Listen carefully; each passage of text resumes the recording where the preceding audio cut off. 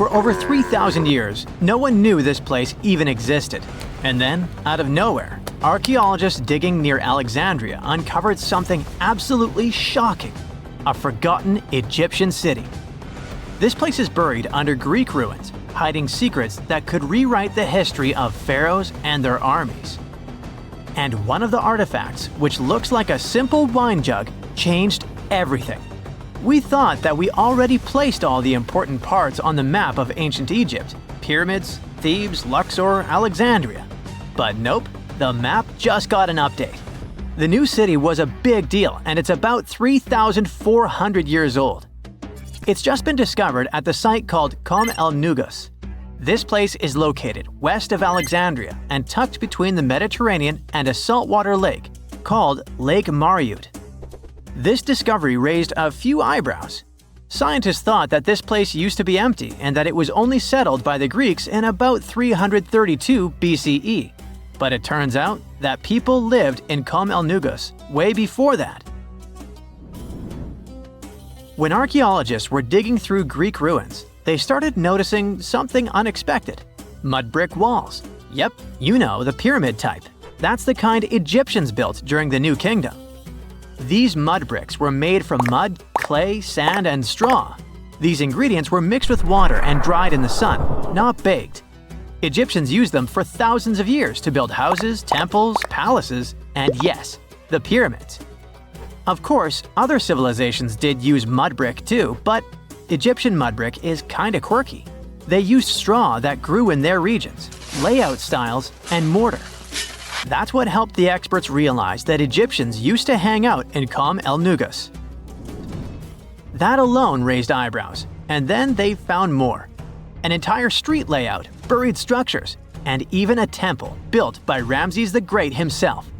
His name speaks for itself. This guy was one of the most famous pharaohs in all of Egyptian history. He ruled ancient Egypt for 60 years, fought huge battles, and just loved building tons of stuff like that temple. People loved him so much that later pharaohs literally pretended to be him or wrote his name on their buildings. That's when archaeologists realized that they weren't looking at some dusty mud bricks of a tiny village. That's an entire buried city. They immediately started digging more. Turns out the whole place wasn't random. It was built with great care. The streets had drains to stop rainwater from damaging the soft mud-brick walls. There were also small tomb chapels with writings about soldiers. This suggests this place might have been the military base, and that changes a lot. In ancient Egypt, when the military showed up, there must have been a reason. So what was it? Protection? Conquest? Control of something important? In the case of this city, it was probably about wine, water, and trade on the edge of the desert. What's even crazier is that we still don't know just how big it was. The team has only uncovered part of it so far. There could be fortifications, warehouses, administrative buildings, or even more religious or royal structures waiting underground. We also don't know what this town was called in ancient times. That name is still buried. But it might be uncovered someday, maybe inside a wall, maybe on a scroll, maybe on another broken jug. One of those already turned out to be a mind-blower. A chunk of a ceramic jar, called an amphora, had a royal seal pressed into it, and that seal bore the name Meritaton. Princess Meritaton wasn't just anyone. She was the eldest daughter of Queen Nefertiti and the older sister of King Tutankhamun. Yes, that's right. Both Nefertiti and King Tut were involved here. All that was about a century before Ramses the Great built one of his temples here. Looks like the city was founded back in the days of another pharaoh, the pharaoh Akhenaten, husband of Queen Nefertiti, father of Princess Meritaton, and future king Tutankhamun. That guy, Akhenaten, was a bit of a wild card. He was the type who really gets weird about one of his interests. He tried to completely change Egypt's religion, forcing everyone to worship the sun disk called Aten instead of the usual deities. He basically told all Egypt that all their mythology was wrong, and from now on, there will be no more Osiris, no more Thoth or Set. Just raw sunlight only, people. That's known in history as the Amarna period.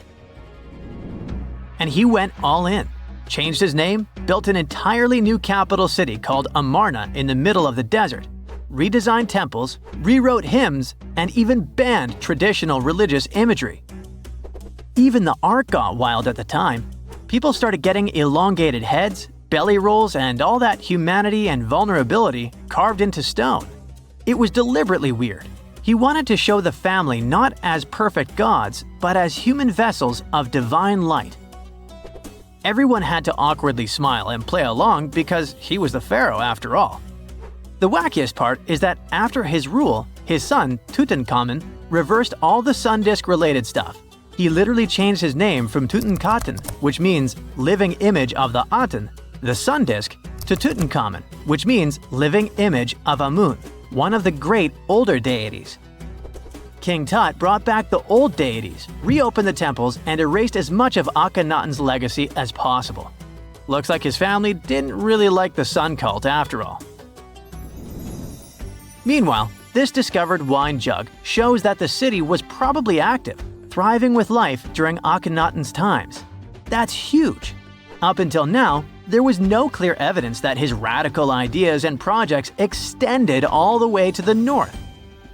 The jug also shows that vineyards and wine production reached all the way to the north in ancient Egypt. Wine really was a huge deal, worthy of placing a military base here. Princess Meritaten most likely used this jug. Just like with her brother, she was born into the sun and named after it. Her name, also spelled Meritaten, meant beloved of the Aten. As the eldest daughter of Pharaoh and his queen, born right into the middle of radical religious changes, she was raised to perform the future queen's duties. From her earliest years, she walked in temples alongside her mother Nefertiti, shaking the sistrum in solemn rituals. She was there when Akhenaten established his capital city, Amarna. He clearly loved his family. Meritaten's face was etched into its stone walls more than anyone else. In every temple, in every sacred scene, her figure appears, revered. Things get foggy in history after her father passed away. The throne wobbled. King Tut was very young, only 9 years old when he had to take new duties. Meritaten seemed to have been a brief step between her father and her younger brother. She married someone called Smenkhkare. History isn't even sure who that mysterious man was. Could have been a puppet, a phantom king in a crumbling dynasty. May have even been her brother. Whatever the truth was, these two took power and ruled together for a while. Meritaten got the title of the Great Royal Wife, a title of immense power. But Smenkhkare was a very short-lived ruler. He passed away just in about a year. There are some speculations among historians that Meritaten was the actual ruler, the informal female pharaoh, because her brother was too young. Some theories say that she raised Tutankhamun and became a sort of queen regent, mentoring the child who would be used to restore the old order. But all this is unconfirmed. It's very hard for historians to find information about that time because the Amarna period was later condemned. The successors wanted to wipe away Akhenaten's heresy and everything attached to it. This included Meritaten. So even if she ruled, even if she mothered Tut, they tried to bury her in the sands of history. In any case, perhaps this new uncovered city will tell us more about the mysteries of the Amarna period, one of the most chaotic periods of ancient Egypt. Not many civilizations are as mysterious as ancient Egypt, a powerful empire that lasted over 3,000 years. It gave us pyramids that still stand and myths that still inspire. It's one of the most explored places on Earth, yet somehow we still find exciting stuff. In Abydos, archaeologists just uncovered a 3,600-year-old royal tomb. It's huge! It has golden hieroglyphs of deities covering the entrance, but the pharaoh's name? It's not there. It's missing. Who was this ruler, and what new chapter could this open in Egypt's story? If there's one place in Egypt where the line between life and demise feels thinner, it's Abydos. To the ancient Egyptians, this was sacred ground. They believed it was the burial place of Osiris, the god who literally passed away had his remains separated and came back to life to rule the underworld. Because of that, Abydos became Egypt's spiritual gathering place. Pharaohs built amazing temples here, like the Temple of Seti, famous for its King's List, a wall that has the names of 76 pharaohs carved in it. Pilgrims came from across Egypt, leaving offerings and participating in Osiris festivals, where his demise and rebirth were ritually reenacted. It wasn't just symbolic worship, it was Egypt's version of Comic-Con. But instead of cosplaying superheroes, people reenacted gods coming back to life. Obviously, pharaohs competed to be buried as close to Osiris as possible. Abydos became part cemetery, part holy city, part afterlife insurance policy. Fast forward thousands of years, and we still uncover remarkable stuff around Abydos. That's the case with the recently discovered tomb. In early 2025, a joint team of researchers from the US and Egypt decided to dig beneath a rocky rise ominously called Anubis Mountain. You remember Anubis, the jackal-headed deity who guarded cemeteries. The uncovered royal burial was hidden 23 feet below the surface. Sadly, even though it eluded archaeologists for so long, robbers had already taken away with treasures ages ago. They could definitely tell this was a tomb of someone super important. Similar to how you can walk around a mansion with no furniture but still deduce that someone rich must have lived there. The chamber had mud brick vaults rising over 16 feet. That's taller than a female giraffe standing upright.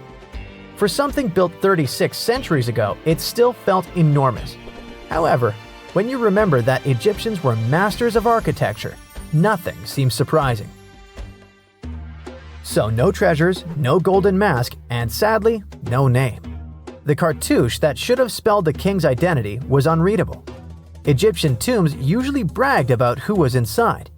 In ancient Egypt, a cartouche was basically a big oval name tag for kings wrapped in hieroglyphs. Think of them as VIP passes that worked in both this life and the next. Without it, your soul couldn't check into the afterlife hotel. That's because to the Egyptians, your name, your Ren, wasn't just so your teacher could distinguish you from kids with the same haircut. It was a core part of who you were. As long as your Ren survived, so did you. To have your name forgotten was considered a fate worse than passing away. A soul cannot journey without a name. That's why you'd see cartouches all over the place, on temples, obelisks, jewelry, statues, and tomb walls. It wasn't there just for the marketing. It kept the pharaoh's presence front and center everywhere you looked. Imagine building a massive tomb only for 3,600 years later to walk in and go, who is this guy again? Not cool at all. That's why it's fair to imagine our nameless pharaoh haunting the robbers for all eternity. So yeah, cartouche was considered very significant. One of the most famous and mind-blowing examples comes from the tomb of Thutmose III. His burial chamber and sarcophagus were literally shaped like a cartouche. In other words, the entire room was a living architectural symbol of his name.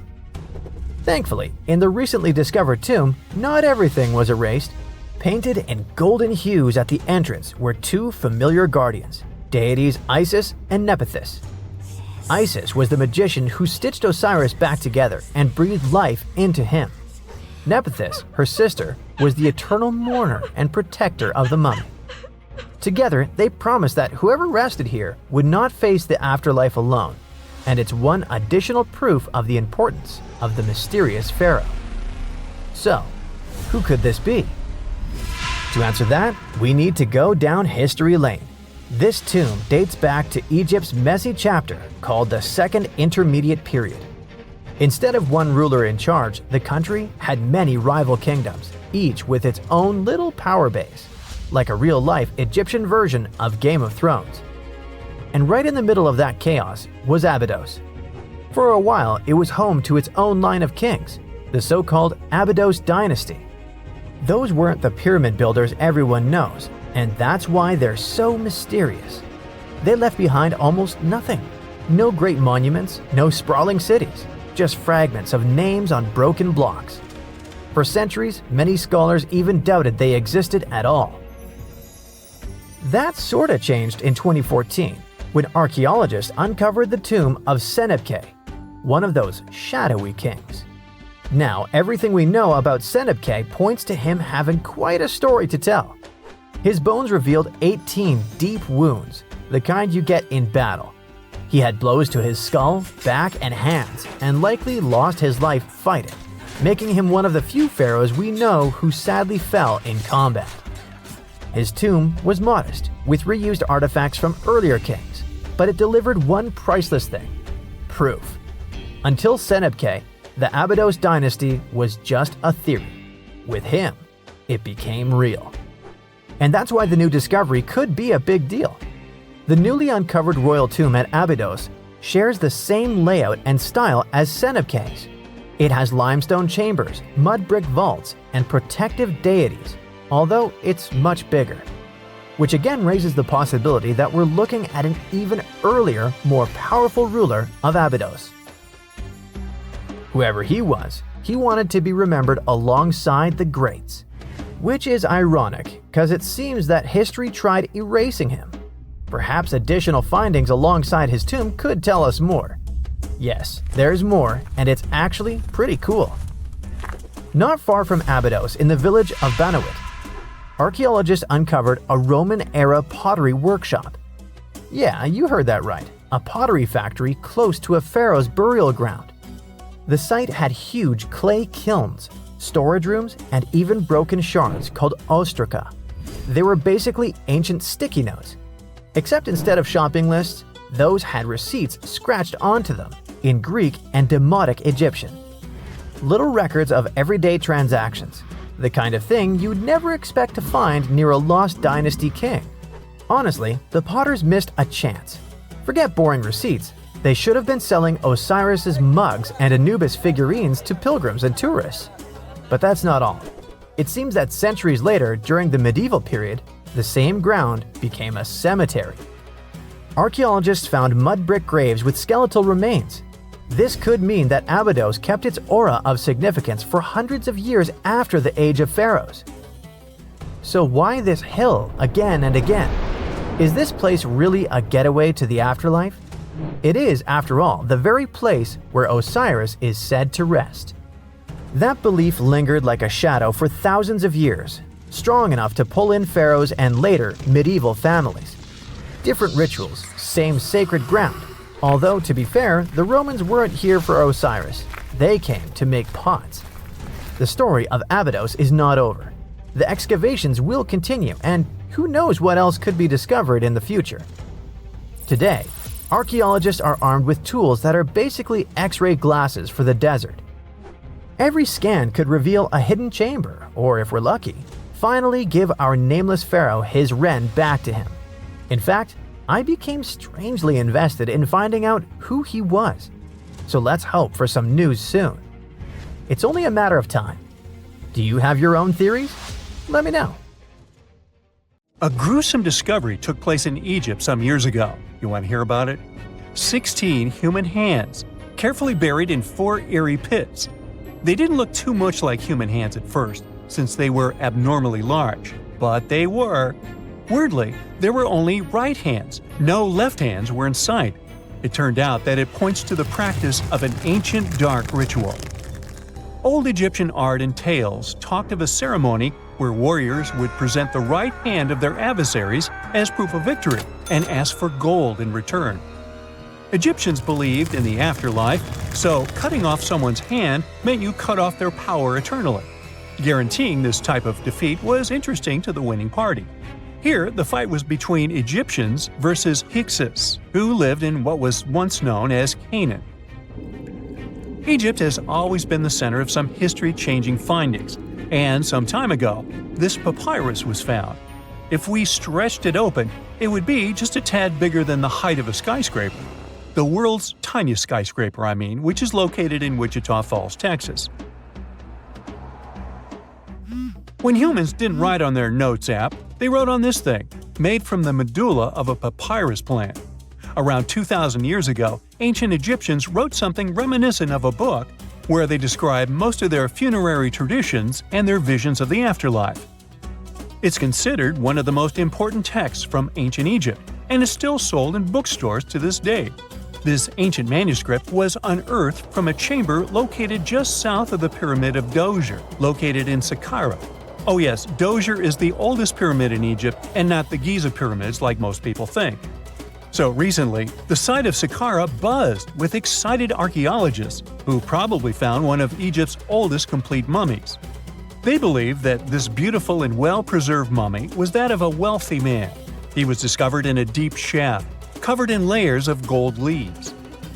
There are many symbols that show he was an important and wealthy man, like the band he wore on his head, the bracelet on his chest, and the fact that he was embalmed with a tunic, which was reserved for Egypt's finest. The most exciting part of the entire discovery was finding the resting place sealed with mortar, just as the ancient Egyptians had left it 4,300 years ago. Now this may sound weird, but back in 2008, archaeologists discovered a missing pyramid. Now it went missing because it deteriorated over the span of 4,000 years. Today, you can only see its base. It was a pretty important site back in ancient times. It is said that around the area of the pyramid, the ancients hosted a special type of ceremony where high priests would carry mummified remains of sacred bulls. Now, here's a fun fact. Ancient Egyptians believed that Apis bulls were earthly incarnations of the city deity of Memphis and was connected to rites of fertility. It wasn't just any Apis bull, though. They needed to be all black with a single white mark between its horns and a bunch of very specific characteristics. They were selected by the local priests and honored until they passed away. After that, they were mummified and buried in underground galleries. Meanwhile, this missing pyramid sort of disappeared around the 1800s. It was a German archaeologist who first found it in the village of Saqqara. He called it the Headless Pyramid when he first found it. But then, years after the official discovery, the desert sand came along and covered the whole thing. There were some excavations between the 19th and 20th centuries, but they weren't too systematic. That's why scientists were so thrilled when they dug an entire pyramid's base after removing the 25-foot mound of sand that was covering it. Oh, and it turns out American archaeologists are excavating a cemetery in Egypt that could contain over 1 million mummified bodies. So far, archaeologists have dug around 1,700 mummies. One of the main differences from other classic Egyptian mummies is that these people weren't kings and pharaohs. They were commoners that most likely lived about 1,500 years ago, when Egypt was controlled by the Roman and Byzantine empires. The name of the cemetery is cool, though, the Way of the Water Buffalo, just in case you want to check it out on your next trip. Other than bulls and buffaloes, ancient Egyptians also liked baboons. Are you seeing a pattern here? In the beginning of the 20th century, archaeologists discovered a site filled with mummified baboons in a place called, guess what? The Valley of Monkeys. An animal wouldn't have been mummified if it wasn't considered important. Certain animals were more important than others, since they were linked to specific deities. Jackals were connected to Anubis, the ancient god of the afterlife, and cats were likened to the female deity Bastet. Baboons were a pretty big deal, since they were believed to be connected to Thoth, the deity of wisdom and advisor to Ra, one of Egypt's supreme deities. The archaeologists who studied these animals weren't too happy. They think these baboons were kept inside and were deprived of sunlight for most of their lives. They had extreme vitamin D deficiencies and they were poorly fed. Maybe Thoth got angry with these baboon keepers. Just a guess. Since there's never a boring day for archaeologists in Egypt, they also found human mummies with golden tongues. Since Egyptians were all about the afterlife, they believed that golden tongues might help a person speak once they pass to the other side. I mean, it's a long shot, but hey, why not? Some of these mummies were placed in wooden coffins with goods, such as necklaces, pottery, golden artifacts in the shape of lotus flowers and scarab beetles, and iPhones. Just kidding. A new temple was also unearthed recently in Egypt. Scientists believe it was dedicated to honor Zeus Cassios. That deity would be a cross between Zeus, the almighty Greek deity of the sky, and Mount Cassios. While digging around the Sinai Peninsula in Egypt, archaeologists spotted 2 pink granite columns poking out of the ground, and bingo! They believe these columns represented the temple's front gate and collapsed during an earthquake many years ago. And speaking of deities, there weren't only super serious deities. Recently, scientists unearthed a golden ring in a city south of Cairo. No, Frodo, it's not magical. It was a normal gold ring, but it had the depiction of the deity of fun, officially named Bes. This deity is often described in sacred texts as a happy, chubby dwarf. Today, many tattoos we get are sorta deprived of any sense and are made of aesthetic purposes only. In ancient Egypt, though, women would get tattoos as a token of protection for childbirth. That's what scientists think, at least. Around the Nile region, scientists found some mummies that had well-preserved tattoos, which is a rarity since the skin deteriorates so easily. 2 of these women tattooed their lower backs, and the drawings were simple. They were mostly pictures, including that same chubby dwarf we just talked about, Bes. He also had a side hustle as the protector of women during childbirth. Now, would you believe me if I told you ancient Egyptians invented robots? No? Well, that's because that's not entirely true. Sure, they were astronomers, mathematicians, and engineers, and somehow they also squeezed an eccentric invention into that package: an automated deity some scientists called Hathor. This wooden statue had been in the Metropolitan Museum of Art for years before someone noticed its secret. With the help of an X-ray machine, specialists discovered a mechanical operating system inside it. The pulley-like axis goes from the statue's shoulder to her left leg. When the system rotates, the statue raises and lowers her hand. Hey, pick me! Pick me! I got my hand up here. This coffin seems to defy logic. No visible openings, no way in or out. And yet, inside lies Lady Shanette Ah, a mysterious woman from ancient Egypt, perfectly preserved even after 3,000 years. How did she get there? It was the third intermediate period in Egypt, a time between great dynasties. Pharaohs wore the blue crowns. Priests in Thebes were almost as powerful as kings. Markets were filled with the cries of merchants selling dates, papyrus, and precious perfumes. Lady Shanette Ah was in her late 30s or early 40s, old age by Egyptian standards of that time. Like other Egyptians at the time, she ate meals of bread, lentils, and fish. By that age, her teeth were already badly worn down, yellowish with enamel eroded, because food in ancient Egypt often had grains of sand in it. But she wasn't just a regular woman. When she passed away for unknown reasons, her burial was lavish. Locals wrapped her body in expensive linen and adorned with artificial eyes to replace her real ones. That would help her see in the afterlife. And that's exactly how we found her 3,000 years later, in a beautifully decorated sarcophagus. It was made of cartonnage, which is kind of like papier-mâché, made by layering linen and papyrus with adhesive. These coffins were wildly strong, lasting for thousands of years, all thanks to Egypt's super dry climate.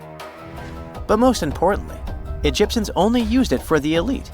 So she was someone very important to the locals, though we might never know why. But there was only one huge problem with her mummy. How did they even put her in the coffin? No matter how much researchers looked, there were simply no entry points. The only visible gap was a tiny slit near her feet. But that's not nearly large enough to place her entire body inside. This mystery puzzled them for decades, until they finally learned the truth only recently. They studied those mummies at the Field Museum in Chicago using new technology, CT scans. It's basically like taking thousands of X-rays and piecing them together to create detailed 3D images. That's how we can learn more about the bodies without disturbing them. And it turns out the ancient Egyptians were unbelievably clever. They didn't construct the cartonnage around Shanette Ah's body, which would be a common and easy thing to do. Instead, embalmers created the coffin first. Then, they softened this coffin with moisture to make it flexible. After that, they carefully molded it around her wrapped body. They did cut a slit along the back of the coffin to do that, but then they laced it up like a corset, so it seemed like there were no openings. Finally, they secured a wooden panel at her feet to keep everything in place. That's where the tiny slit came from. Usually, the insides were removed and put in jars, symbolically guarded by the 4 sons of Horus. Egyptians believed that the deceased would need all that stuff once they got into the afterlife. They also thought it would help preserve the body for ages, which, as we can see, worked amazingly well. Thanks to their beliefs, we now have mummies as time capsules. Each son of Horus was supposed to protect each of the specific body parts. The human-headed Imseti for the liver, the baboon-headed Hapi for the lungs, the jackal-headed Dalmutef for the stomach, and the falcon-headed Kebis Senuv for the intestines. It's crazy how much effort the embalmers put into their job, especially in Lady Chanet-A. They wanted to make sure her body remains untouched and the sarcophagus would be perfect for her. You can't help but wonder, who was she if she mattered so much? The ancient Egyptians literally viewed the afterlife as modern retirement planning. You're not just passing away, you gotta prepare yourself for it. Prepare the body, eyes to see, and so on. And the richer or more important you were, the better your afterlife would be. But Chanet-A wasn't the only fascinating mummy they studied. They also decided to scan Harwa, an Egyptian man who lived around the same time. Judging by the mummy, he also had a high social status. His mummy revealed no signs of hard labor, and his teeth were well kept, which means he enjoyed some high-quality food without tons of sand in it. Some fellas got lucky both in life and after it. But there were many mysterious mummies throughout history. One of them is Chin Tzu, also known as Lady Di. The story of her began in 1968. Some workers near Changsha, China, were digging an air raid shelter for a hospital. But suddenly, they accidentally uncovered an ancient burial site. They came down there and stumbled upon something incredible. 3 tombs belonging to a noblewoman, her husband, and a young man believed to be their son. She was a noblewoman from ancient China, and she had a fascinating backstory. She lived over 2,000 years ago during the Western Han Dynasty. She was married to Li Kang, a guy who served as chancellor to the Changsha Kingdom, a high-ranking official. At first, it looks like Lady Di lived a life of luxury and privilege. She had private musicians to play at her parties and for her personal enjoyment. She probably played the guqin, an instrument that back in the day people associated with intellect and elegance. And she certainly ate like an empress. Fine meats, delicacies, and all things like that. Even her wardrobe was full of some exquisite silk, not even mentioning the tons of cosmetics. But all this wealth came at a cost. The more she aged, the worse her health became. She got a full pack: a heart condition, diabetes, high pressure, and liver issues. It also looks like her back was driving her crazy, probably making it hard for her to even move. Finally, as a cherry on top, she developed gallstones. All this packed together eventually led to a heart attack that took her life around the age of 50. There was one haunting detail. Scientists found over 130 melon seeds in her stomach and intestines. Most likely, she ate watermelon just hours before she passed away, which means it was probably during summer when the fruit was ripe.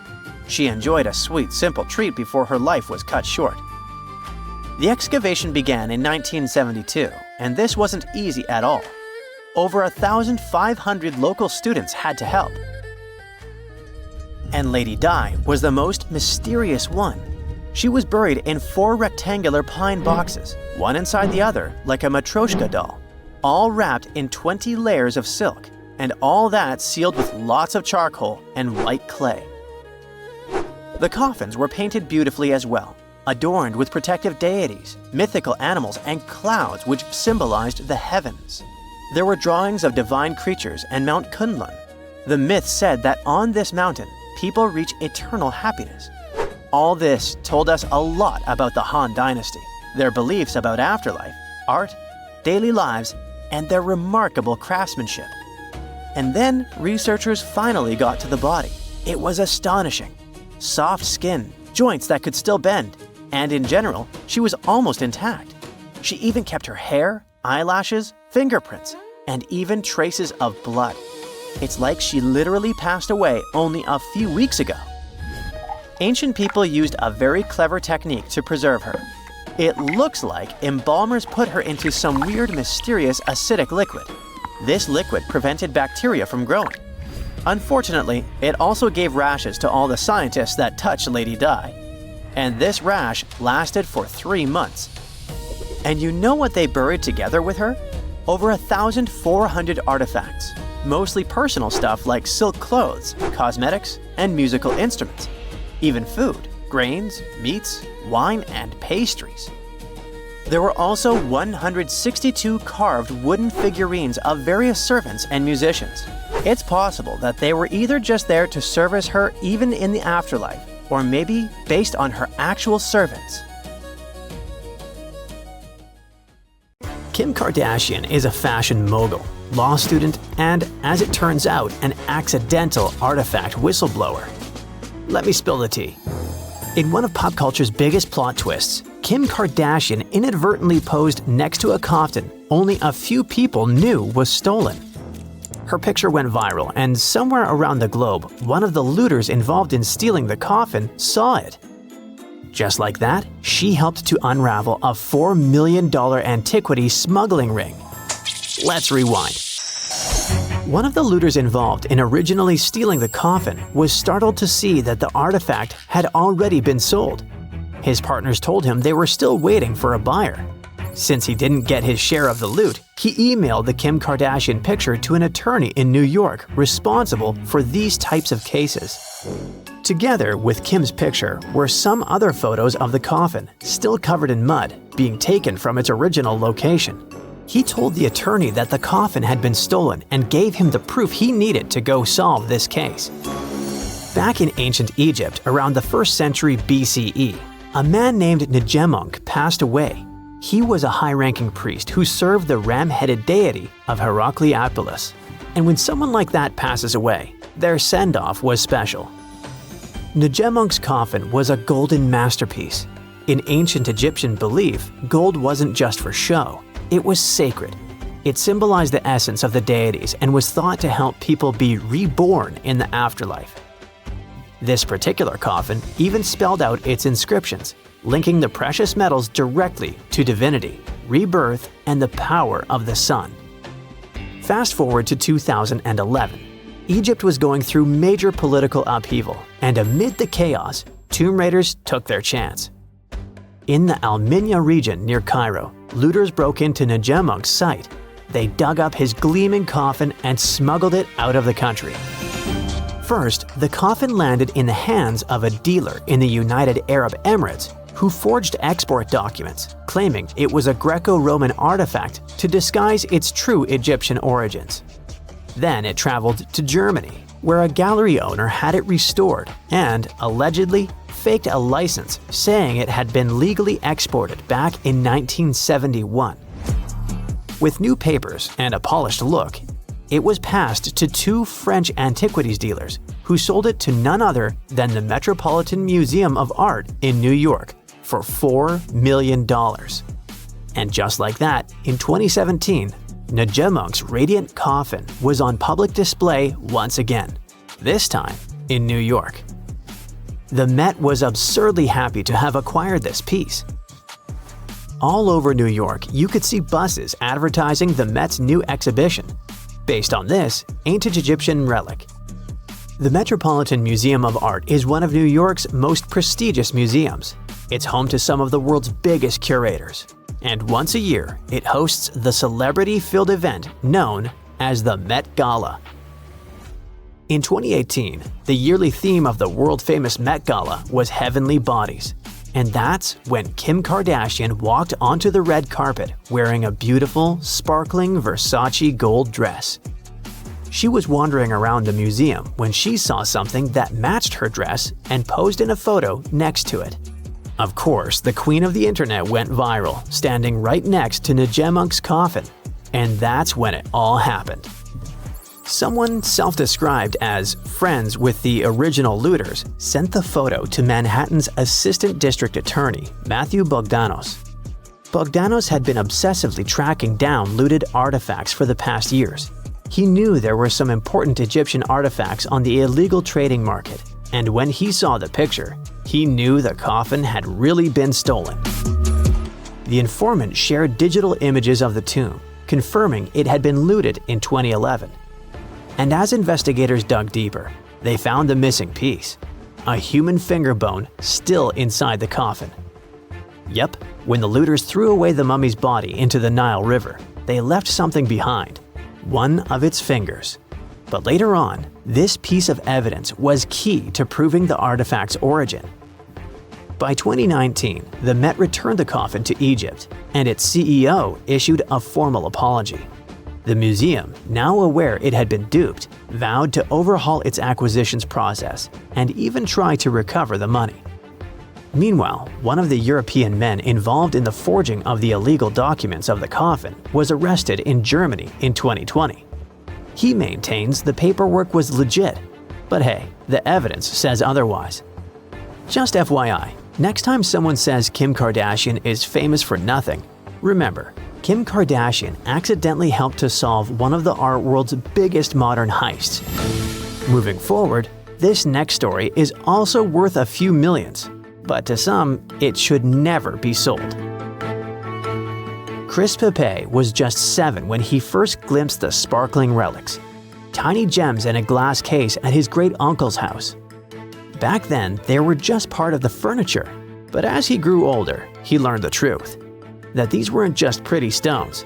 They were discovered beside what's believed to be the actual remains of the Buddha.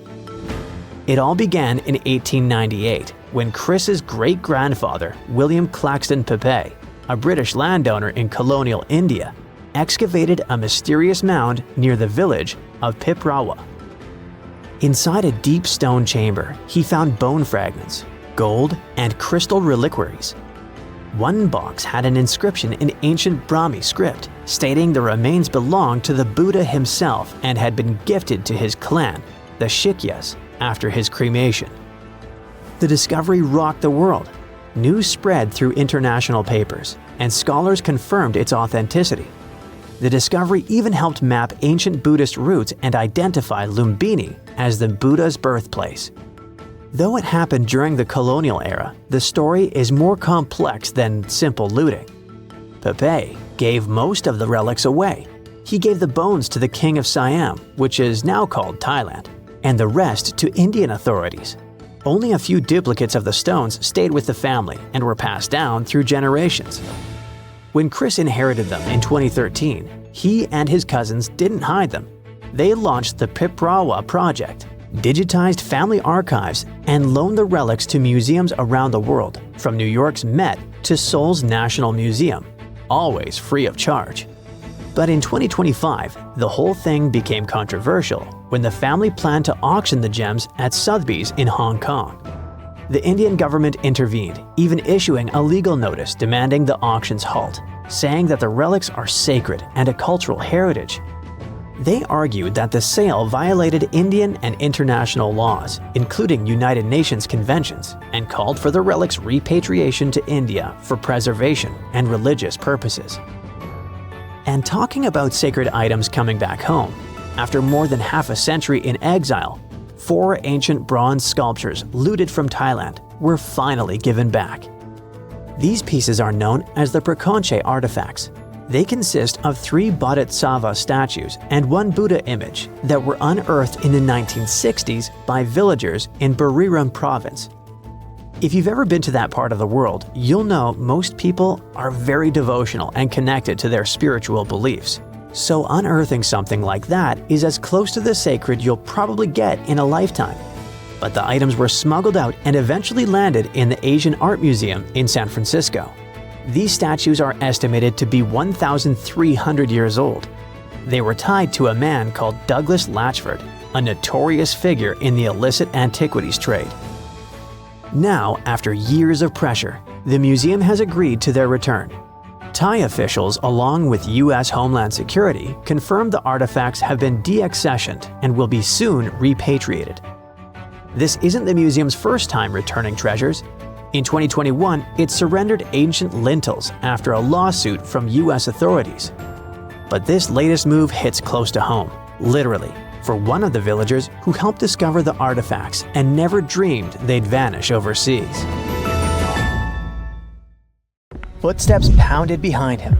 Heart racing, he lunged toward the towering statue, fingers fumbling with the hidden crevice. No time. He shoved it inside just as shouts closed in. A deep breath, loud heartbeat. Then he ran, vanishing into the dark, leaving his secret buried in stone, waiting to be found.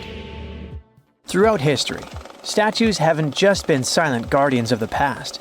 They've been hiding places for secrets, some deliberately sealed away, others stumbled upon by pure chance. See the most mysterious of them. In 2016, as Australian experts prepared a 645-year-old statue for auction, they uncovered a hidden secret, an ancient banknote tucked inside its hollowed head. Issued in 1371 under Emperor Zhu Yunzang, the note was worth 1,000 copper coins, or 28 grams of silver. More strikingly, it carried a grim warning. Despite passing through multiple owners, the hidden bill remained undiscovered for centuries. A rare relic from an era when paper money was still a novelty, the note was soon listed for auction, its journey through time continuing into the modern world. Statues became more than just symbols. They were guardians, keepers of history, and sometimes even life-saving tools. In 2017, restoration experts working on an 18th century statue in Spain made a remarkable discovery. Hidden within the statue's hollow interior were 2 letters written in 1777, providing insights into daily life, local customs, and the economy of the time. Similarly, in 2023, during renovations at the United States Military Academy in West Point, a box was discovered inside the marble base of a statue depicting the hero Tadeusz Kosciuszko. Placed there nearly 200 years ago, this time capsule offers a tangible connection to the institution's storied past. The mystery surrounding statues and their potential to hide secrets extends to some of the world's most iconic monuments.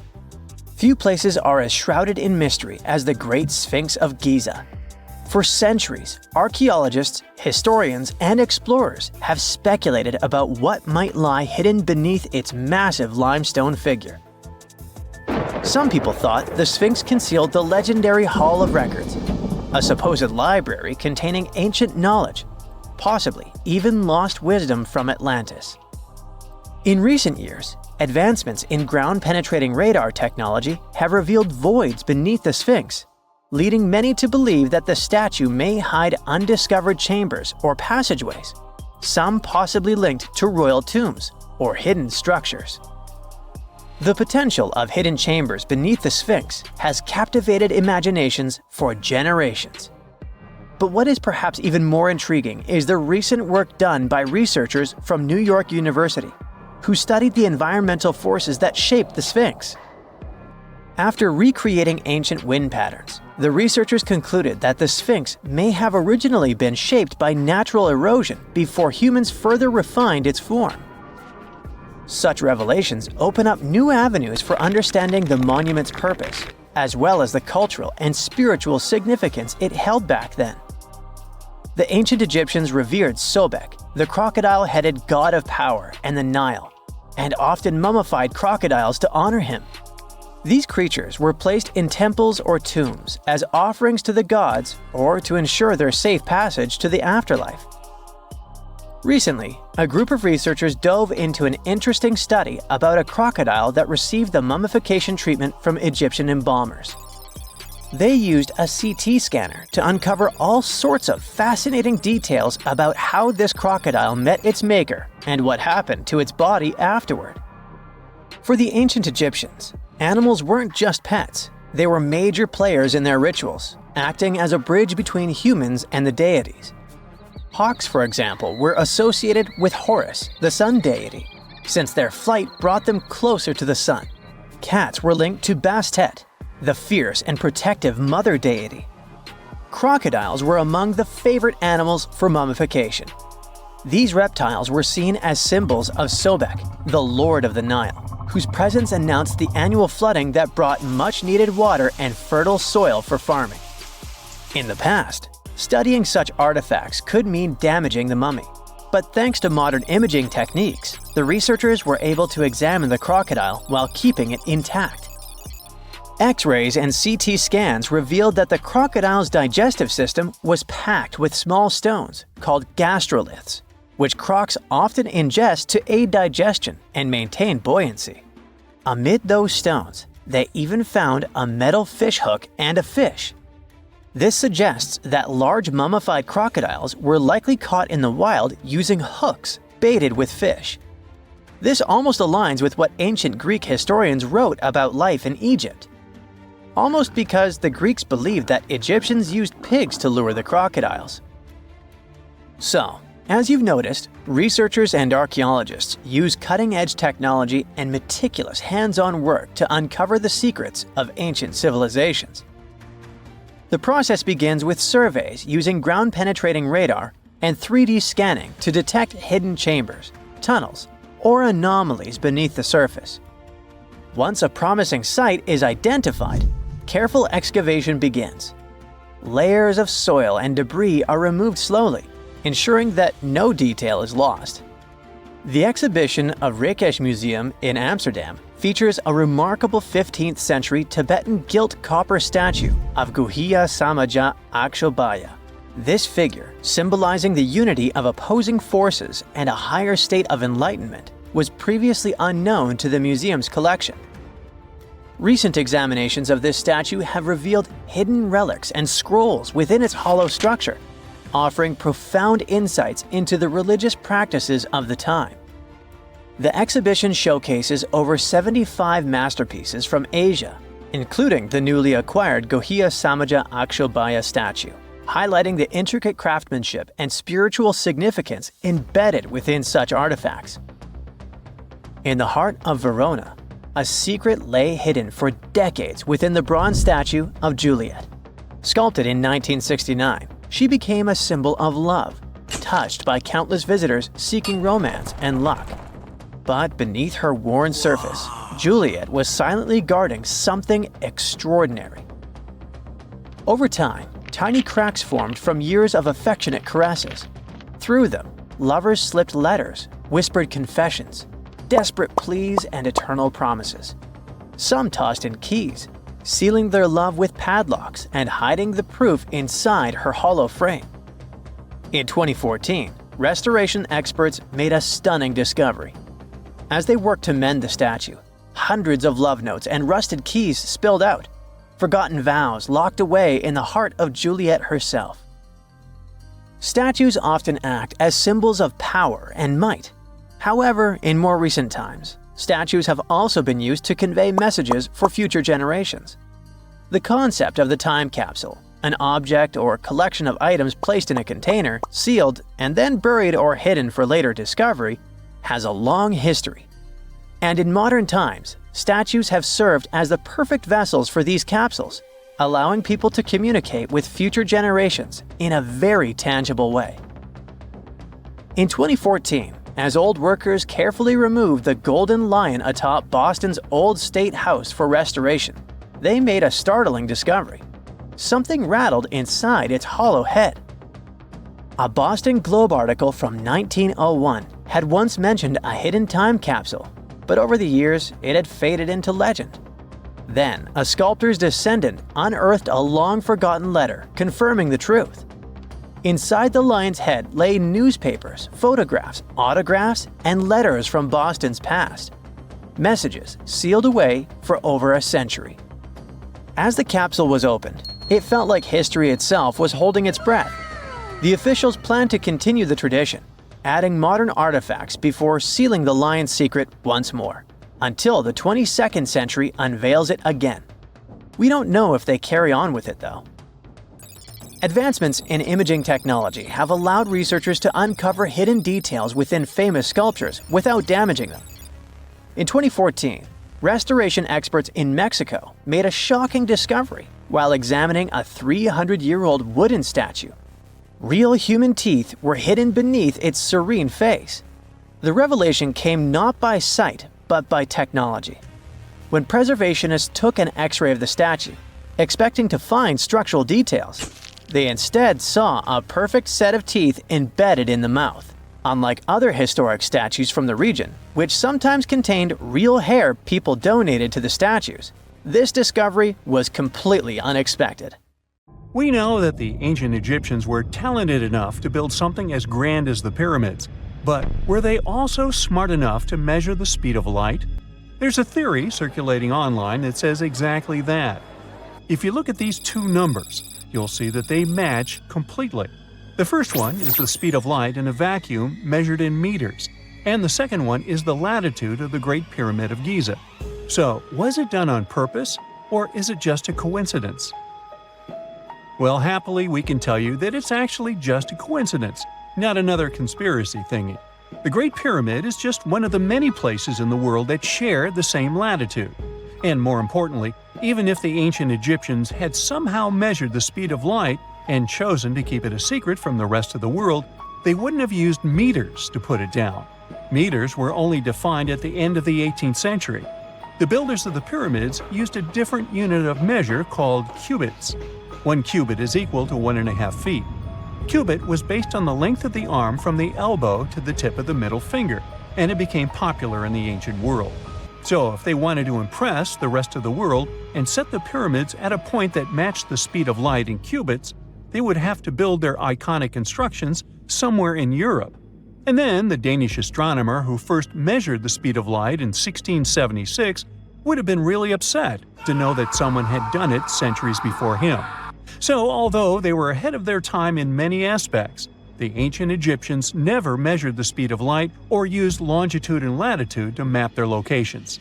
The base of the Great Pyramid of Giza might seem like a perfect square, but it's actually an 8-sided structure, not 4-sided. Each of its 4 sides has a subtle concave indentation that splits it evenly from base to tip. The official version is that a British pilot was the first to notice it in 1940 while flying over the pyramid. He took a photograph that showed shadows highlighting these indentations. Some people think these lines are only visible from above and can best be seen at dawn and dusk during the spring and autumn equinoxes. This has led to a freaky theory that the ancient Egyptians might have designed the pyramids to communicate with something looking at them from above. Now, the Great Pyramid is one of only 3 pyramids that used to have a swivel door. It weighed around 20 tons, but they could still easily open it from the inside. Its precise fit made it nearly invisible from the outside, with no visible latch or handle. There were only slight variations in the exterior stone that gave out an opening.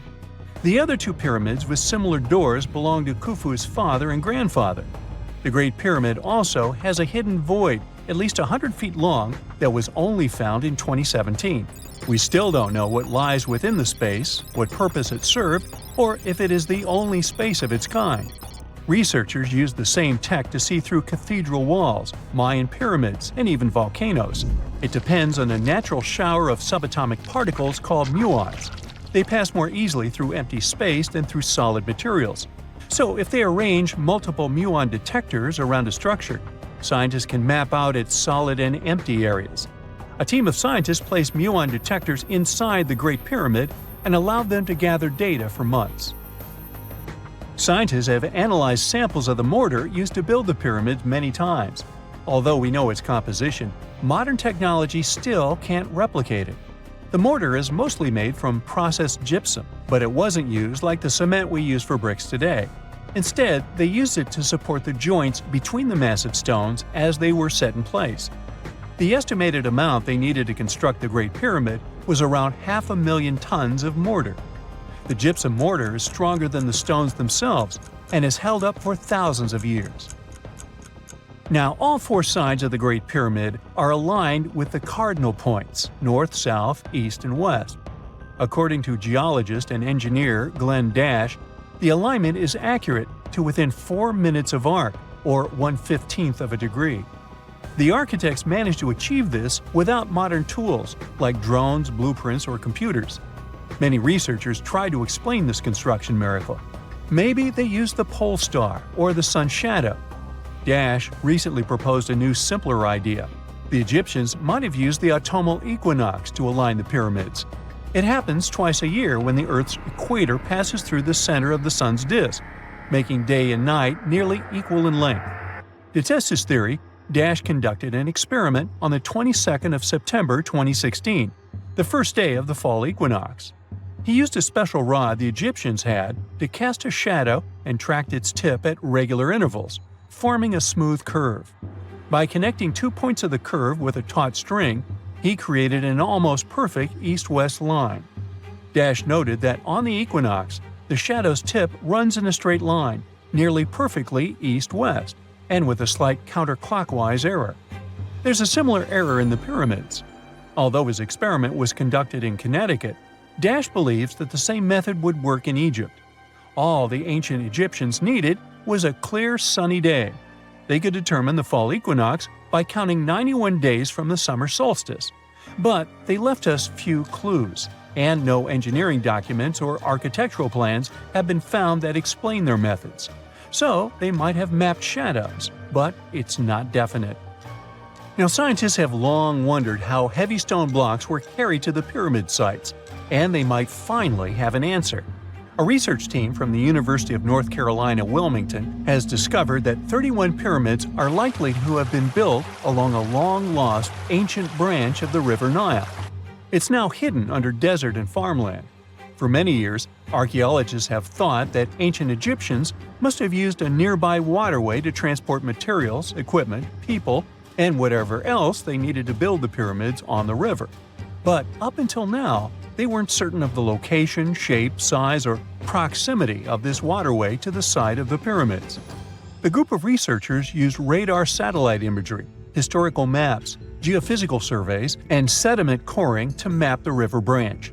They believe it was buried by a major drought and sandstorms thousands of years ago. The team managed to go below the sand surface and get images of some hidden features thanks to radar technology. They found hidden rivers and ancient structures running at the foothills of where most of the ancient Egyptian pyramids lie. The discovery of this extinct river branch helps explain the high pyramid density between Giza and Lisht, in what is now an inhospitable area of the Sahara Desert. Now, Egypt isn't the only country with the most pyramids in the world. The champion's title here goes to its southern neighbor, Sudan. It has between 200 and 255 pyramids, compared to Egypt's measly 138. They were built by members of the Kingdom of Kush, an ancient civilization that ruled the lands along the Nile River many years ago. They started erecting pyramids around 500 years after the Egyptians had stopped doing it. Their pyramids are much smaller than the Egyptian ones, but were built for the same purposes. Archaeologists are still working to find out how the pyramids in the Sudan were built, how long it took to complete them, and what happened to their society. Scientists have discovered a never-before-seen pyramid immersed in the sands of Judea.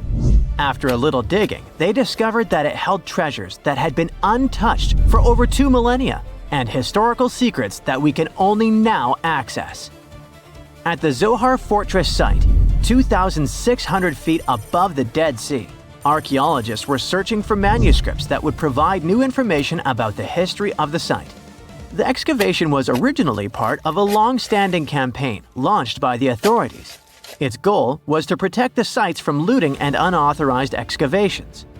What they didn't expect was to find a pyramid-shaped structure built on top of a hill, made of hand-cut stones, each weighing hundreds of pounds.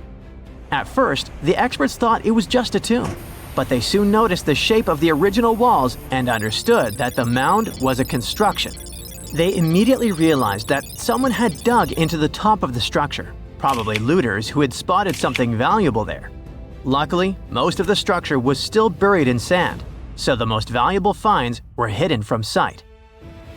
In the first week of excavation, volunteers found fragments of papyrus, bronze vases, and even ancient furniture, which were exceptionally well preserved.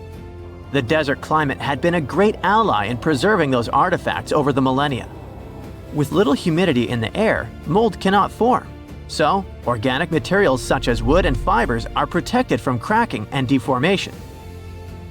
Hypotheses suggested that the pyramid had been built during the First Temple period.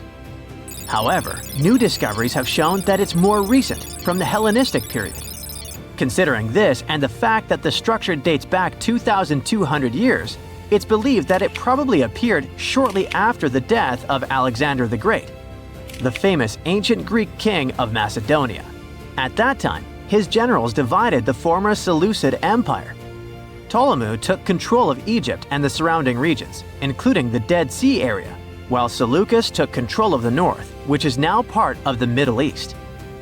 It's still not known for sure whether the pyramid was built under the rule of the Ptolemaics or the Seleucids. Both Ptolemaic coins and coins from the Seleucid kingdom have been found at the site. Even so, many scholars believe it was built when the region was under Ptolemaic control. Evidence also suggests that the building, despite its longevity, collapsed at some point.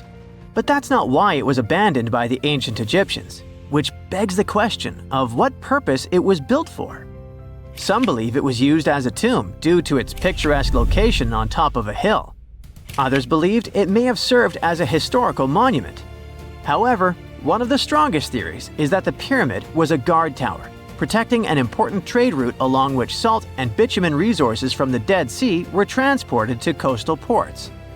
They also believe it may have been used by Ptolemaic officials to collect taxes from travelers. It would be something equivalent to our modern-day toll booths, or even port inspection agencies. Although the contents of the papyrus documents remain a mystery, it seems very likely they were written using the Greek alphabet, and some experts believe that they may have been tax documents, which would make perfect sense, given the theory that the pyramid was a guard tower. The team calls it a fascinating historical mystery that the dig is helping to unravel, but the find is just a grain of sand in an entire desert. The dig is part of a larger project that's been going on for a long time. And in the last 8 years alone, it has scanned 111 miles of desert cliffs and identified approximately 900 caves within that radius. Using rappelling equipment, advanced technology, and specialized documentation methods, archaeologists discovered thousands of rare items, such as hidden scrolls, woodworking tools, carpets, leather goods, and even treasures. For them, the Judean desert is an ancient vault just waiting to be opened to reveal its secrets. A few years before they found the mysterious pyramid, they discovered a cave that had served as a refuge for Jewish rebels almost 1,900 years ago.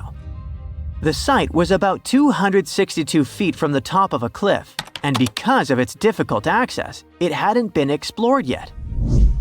Inside, they found previously unpublished fragments of the Dead Sea Scrolls that contained religious passages written in Greek.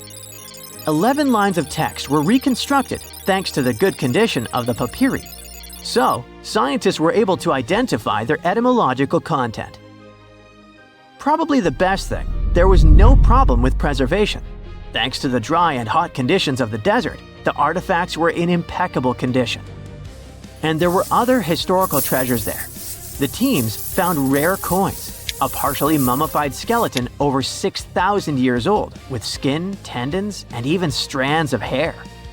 There was also a giant basket made of plant fibers, considered the oldest in the world, more than 10,000 years old. With a capacity of up to 26 gallons, it was made about 1,000 years before the invention of ceramics. Speaking of historical treasures, there's another one that has caught the attention of the scientific community. A small piece of fabric that is around 3,800 years old. But it's more than just simple fabric. Dyed with the rare scarlet paint mentioned many times in ancient religious texts, this find is the oldest known evidence of fabric painted with a dye made from insects, known as scarlet worms. This is where the intense red hue comes from. It was a highly valued color, like royal blue and purple, because those insects lived in oak trees and could only be harvested for a short period during the year. So, those dyes were reserved for sacred fabrics, such as priests' clothes, marking status and religious importance. And although this discovery had great significance for archaeology, its size was actually tiny, measuring less than 1 inch. The fragment was discovered in 2016 during excavations in the so-called Cave of Skulls, but it's not known exactly how this fabric got there. According to experts, it's evidence that people knew how to dye wool fibers already 3,800 years ago or so. It also provides us with proof that the ancient textile industry already used animals at about the same time people began to create written sources. Fabrics painted using this type of dye were recorded in more recent periods. But what makes this piece really special is the fact that it is much older than any other. Another important discovery was made in 1980, when scientists found a seed that was over 1,000 years old, which turned into a mysterious tree named Sheba. They spent 14 years cultivating this plant, which is now about 10 feet tall, only to discover later that it could belong to an extinct lineage of trees that had grown in the region. The seed dates back to a period between 993 and 1202 CE, and they believe that Sheba may be a biblical tree commonly associated with healing.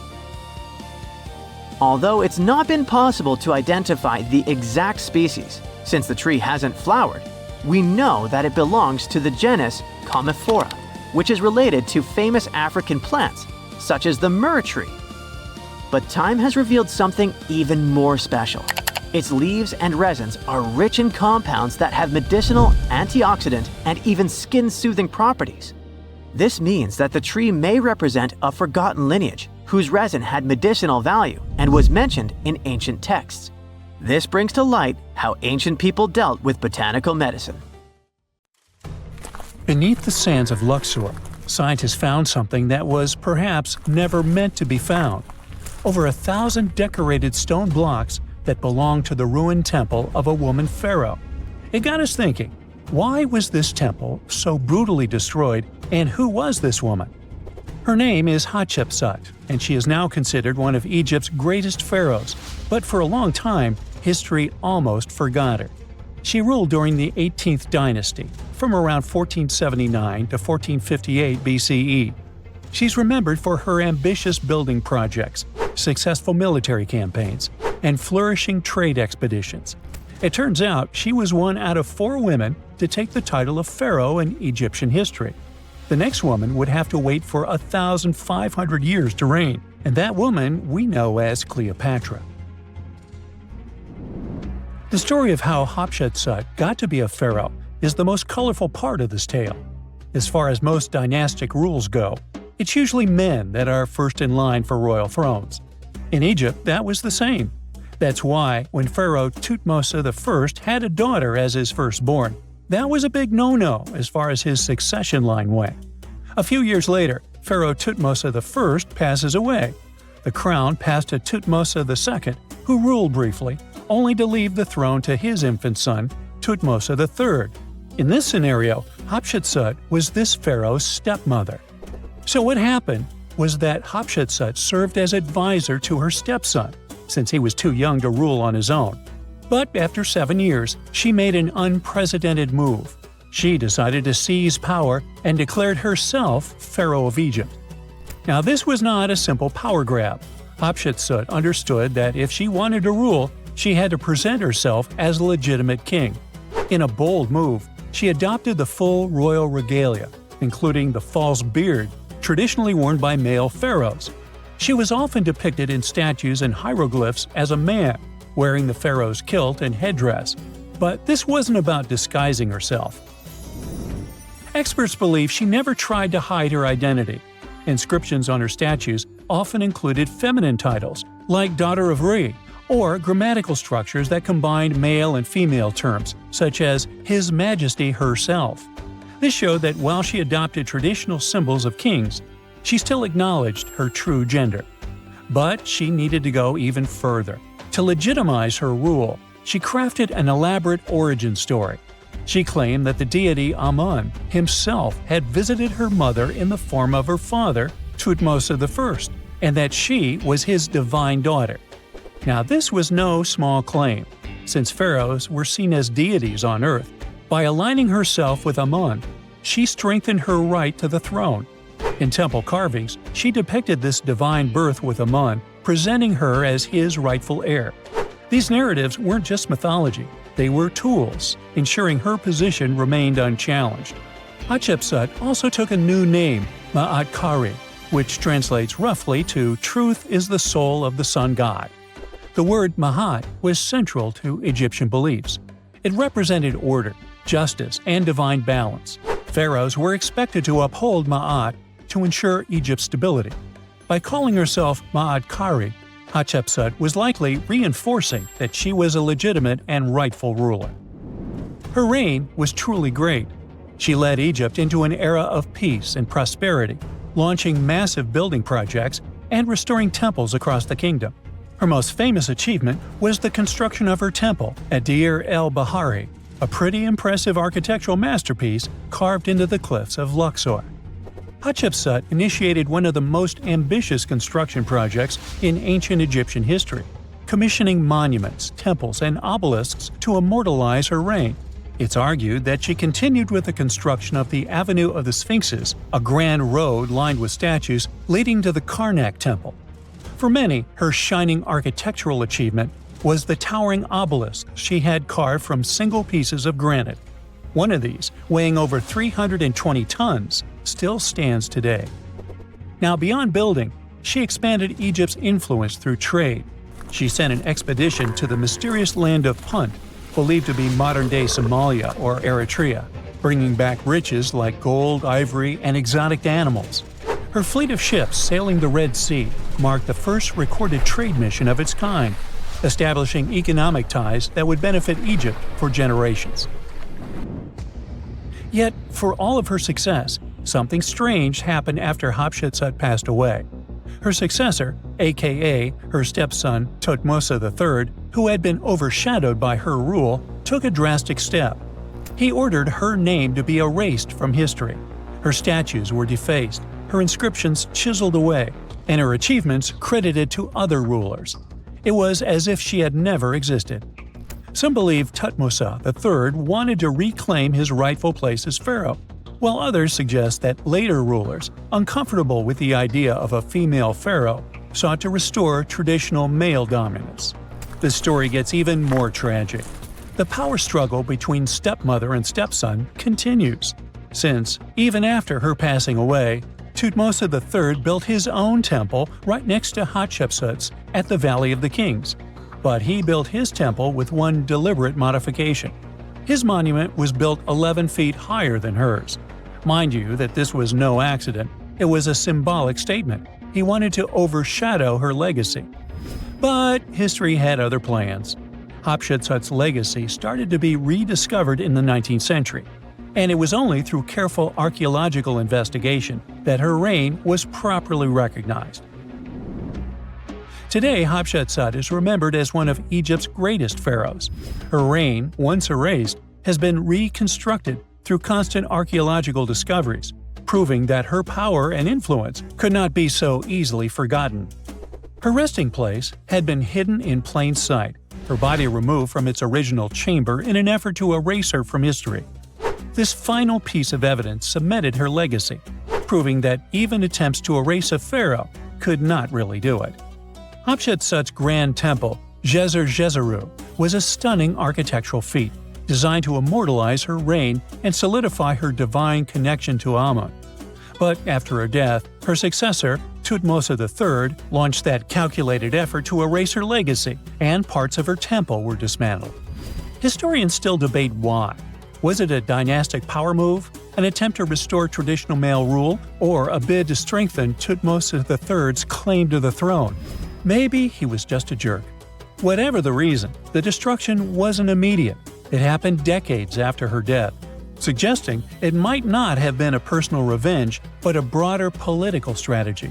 Yet, despite these efforts, her temple endures, and so does her story, a defiant echo of Egypt's first great female pharaoh. Let's travel through space and time to another place. Dashur, Egypt, is known to be home to several resting places of people from ancient Egypt. In the year 2017, scientists uncovered a long-lost pyramid. They quickly called the Ministry of Tourism and Antiquities because they suspected it was going to be a big deal. Unlike most pyramids that were found in the area, this one was completely sealed. Lifting the capstone was a delicate process. When they finally managed to open the pyramid, they expected to find an undisturbed chamber. Instead, it was chaos. The place had been looted, and the personal items of the person that had passed away were scattered all over. But in the middle of the wreckage, they found a chest. Using the latest scanning technology, they managed to read the damaged hieroglyphs on its surface. What they found was unbelievable. The name inscribed there was as clear as day: Princess Hatshepsut. Ooh. The discovery made in 2017 also opened up a lot of questions. After further analysis, scientists discovered the remains belonged to another Hatshepsut. It belonged to a princess that lived during Egypt's 13th dynasty. The fact that her resting place had been looted before it was sealed made scientists wonder, were these ancient people trying to hide something about this public figure? And why is there almost no record about her in ancient Egyptian history? Ooh, stay tuned. Egyptologists have been digging around every inch of the Great Pyramid for ages. Yet somehow, they overlooked this stunning pink granite bathtub buried a few miles next to it. And here's the deal. This mysterious oval tube lying next to the Khufu pyramid for years may provide evidence that the Egyptians built the pyramids not only for monumental purposes, but also to generate electricity, experimenting with it long before Alessandro Volta and Thomas Edison. The Giza Plateau is famous for its three pyramids, Khufu, Khafre, and Menkaure. But there are also two smaller foundations next to them, the unfinished North Pyramid of Zayet El Aryan and the Layer Pyramid. Some researchers say these buildings were never finished, while others think they were destroyed for more mysterious reasons. One of these reasons might have to do with the original usage of the Giza pyramids, the idea that they were used as an electricity generator. To connect these dots, we need to go back to the beginning of the 20th century. That's when an Italian architect and Egyptologist named Alessandro Barsanti decided to examine the Zayet El Aryan pyramid. Near the site, he noticed something unusual: scattered granite fragments. To a casual passerby, these might have seemed insignificant, but Barsanti recognized the signs. You see, ancient Egyptians often used sites to prepare stones before transporting them to their final destinations. The fact that there was granite on the ground intrigued him. Granite was a more expensive material than the limestone typically used for pyramids, which suggested that it might have been intended for an important and possibly hidden structure. At a depth of 68 feet, they encountered a huge pink granite block. He kept going with the excavations, and they revealed ancient inscriptions carved into the stones. They sent the drawing to experts, but no one could decipher what they meant. Were they instruction sets to something? That's when Barsanti made his biggest discovery. He found an oval-shaped vat carved from pink granite and polished to a mirror-like finish. The thing is, the vat had been carefully sealed. When they opened it, they found a thin black residue along the walls. I'm thinking something in the lines of a black oily substance. This discovery raised many questions for him. It didn't make sense to him that ancient Egyptians would go above and beyond to seal and protect this strange vat. By 1911, Barsanti had to abandon his effort to figure out what was the deal with that mysterious pit. But his findings intrigued researchers all over the world, and they've got their own opinions about it. One of these modern theories suggests that the other pyramids could have been used as a part of a bigger whole. It suggests that the Khufu pyramid was actually used as a water pump designed to irrigate the desert area. Apparently, the pyramid's internal chambers would function as a hydraulic system. In the 1990s, an engineer took this theory seriously and studied the pyramid's subterranean chamber. Surprisingly, he found actual signs of water damage. Apparently, the pyramid generated powerful compression waves, aka pulses, that could create electricity. This raised an important question. Could the ancient Egyptians have used the pyramids as a generator in order to produce electricity? On paper, that was proven to be possible, but hey, agreeing on the original use of the pyramids is probably one of the most difficult things in the world. So, we're still not 100% sure about this. Apart from that, Egypt is a playground for important discoveries regarding humanity's past. I mean, scientists have just discovered what looks like a cosmic command center, similar to that room from the Doctor Strange movies. They discovered an L-shaped astronomical observatory, measuring around 9,000 square feet, dating back to the 6th century BCE. Definitely the first and largest of its kind from that era. The mud brick structure housed tools used for calculating dates related to ancient Egyptian rites, royal coronations, and agricultural plans. This observatory is located in the archaeological site known as the Temple of Futo, just 50 miles east of Alexandria. It's pretty impressive. The structure was designed so that you'd get inside the room through an east-facing entrance. This way, you'd get to see the sunrise. Once inside, you'd find a pretty huge shadow clock, used to tell time by tracking the movement of shadows inside the room. This variant of a sundial clock was nearly 16 feet long. That was quite an exciting discovery. Another interesting one was that scientists and Egyptologists have discovered the first ever pregnant mummy. Now, even if we know quite a lot about mummification processes, we keep making discoveries that open new doors into the lives of ancient Egyptians.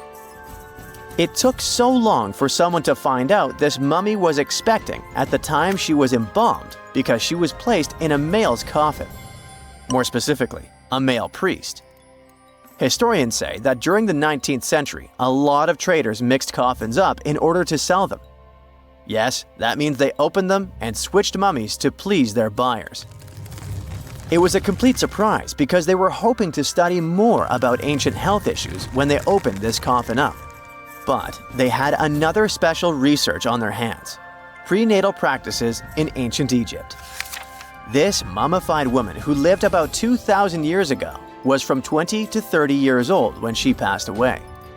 She was found in Thebes, and her remains were incredibly well preserved. You see, mummification recipes varied across Egypt. In this woman's case, researchers could tell she was a member of the high society since she was buried with special amulets. But since mummification methodologies differed so much between cities and time periods, they still have to dig further to understand why she was embalmed along with her baby. Speaking of mummies, scientists were digging up a final resting place in Saqqara, also in Egypt, and they unearthed 2 embalming workshops. One was for humans and the other for sacred animals.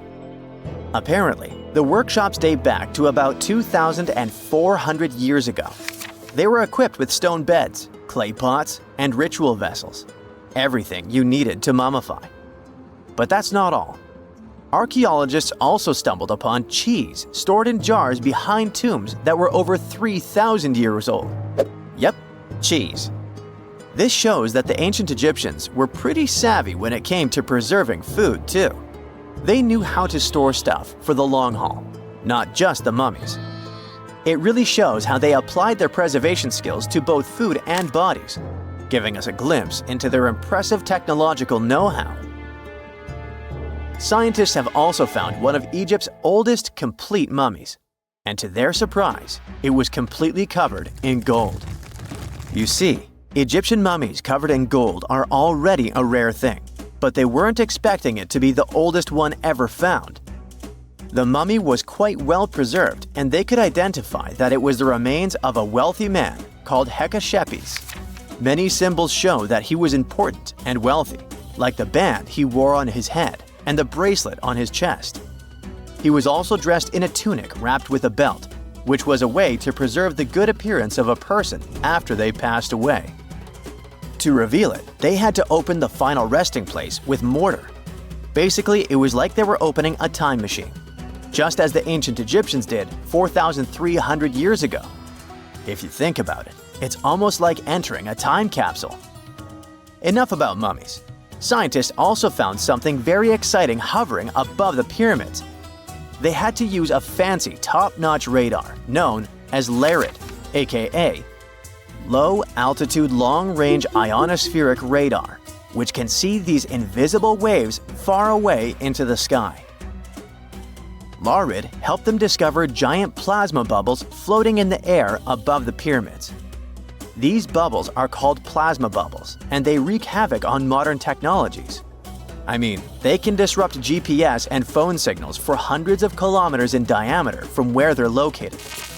These bubbles are massive, sometimes as big as cities, and they're caused by the sudden depletion of charged particles in the ionosphere. So, instead of spreading out evenly throughout the ionosphere, they stick together in this wave-like form. This was a pretty important discovery because it can help scientists understand how to prevent these waves from messing with our technology. There are mysterious plasma bubbles floating around the pyramids of Giza. As bizarre as that might sound, let's get one thing clear right off the bat. There's nothing extraterrestrial going on here. Plasma bubbles are those weather anomalies that form in a layer of Earth's atmosphere called the ionosphere. This is an invisible layer surrounding our planet that stretches roughly from 50 to 400 miles above Earth's surface, right at the edge of space. In this layer, the sun, being the giant hot power that it is, basically cooks gases, splitting them into electrically charged particles called plasma. Here's where it gets interesting. At night, especially near the equator, these charged particles get disturbed, and when a bunch of them suddenly vanish at the same time, it forms what we call a plasma bubble. Imagine it like a big empty pocket where the plasma is missing or its quantity is lowered. But it's only considered a plasma bubble if this phenomenon occurs on a large scale, typically around 62 miles in size. If you're already packing your suitcase for Egypt and have put binoculars to look at the tips of the pyramids, I'm sorry to say that we can't see these plasma bubbles with the unaided eye. It's all happening way above our heads, completely invisible to us. Scientists need to use special equipment, like the Latitude Long Range Ionosphere Radar, or LARID, to detect these bubbles. This advanced technology helps researchers track and observe the movement and formation of plasma bubbles in real time.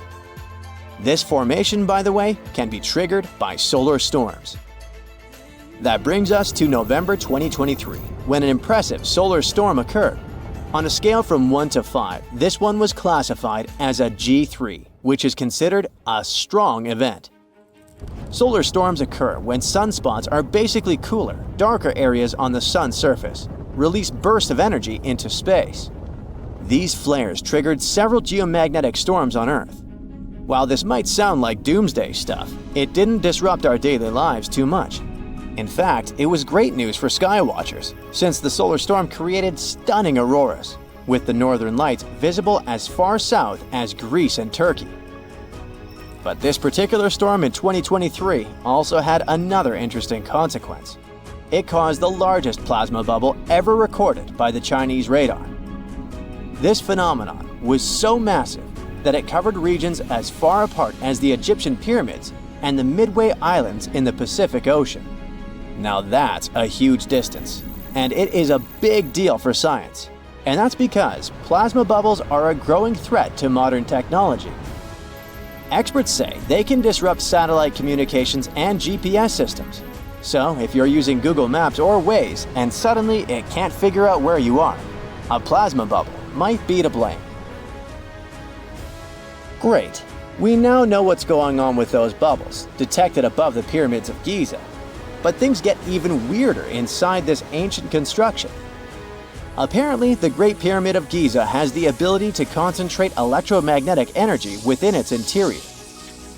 A couple of years ago, a group of researchers decided to see what would happen if they took this ancient architecture and hit it with radio waves. I mean, waves that are similar to the kind your phone uses, but on a much larger scale, up to 1,900 feet long. But since they couldn't just start blasting radio waves at the actual pyramid, they did the next best thing: computer modeling.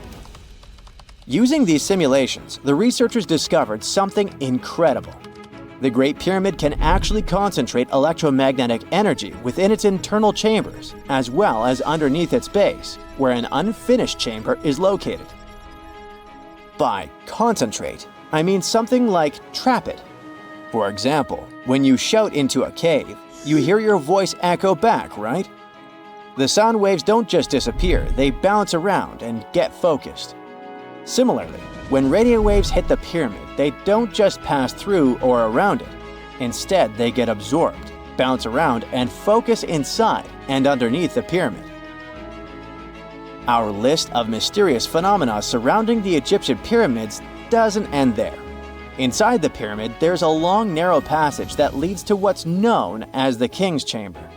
This room sits at the center of the pyramid, and it's believed to have been the final resting place of Pharaoh Khufu, the ancient Egyptian leader who commissioned the entire thing over 4,000 years ago. When visitors step into the King's Chamber, two things normally strike them: the room's incredible acoustics and its heavy, imposing structure, which is entirely lined with red granite. Recently, scientists have started to connect these two facts. Some researchers now believe that the King's Chamber might be able to catch or pick up sound energy generated from other parts of the pyramid.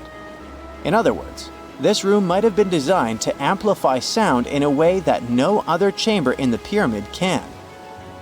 To test this theory, researchers conducted an experiment where they sang in the Queen's Chamber, which is located directly below the King's Chamber. Here's where it gets wild. The music couldn't be heard in the lower underground rooms of the pyramid, but it sounded loud and clear in the King's Chamber. One possible explanation for this is the type of stone used in the King's Chamber: pink granite. Granite is known for its piezoelectric properties, meaning it can absorb energy from its surroundings, like sound vibrations, and convert it into electrical energy. This suggests that the chamber's unique acoustics might be due to more than just the shape of the room. It could be that the granite itself plays a role in amplifying and concentrating sound waves. According to scientists, these discoveries open up a whole new field of research into the pyramid's potential. Could the ancient pyramids have somehow harnessed the energy created by sound waves, or even Earth's natural vibrations? It might sound far-fetched, but considering the granite's piezoelectric properties are well documented in modern science, it's not entirely impossible. Who knows? Maybe we've only just scratched the surface of what the pyramids were truly capable of. Speaking of just scratching the surface, there's even more to think about, like how the pyramids ended up in such a perfect location.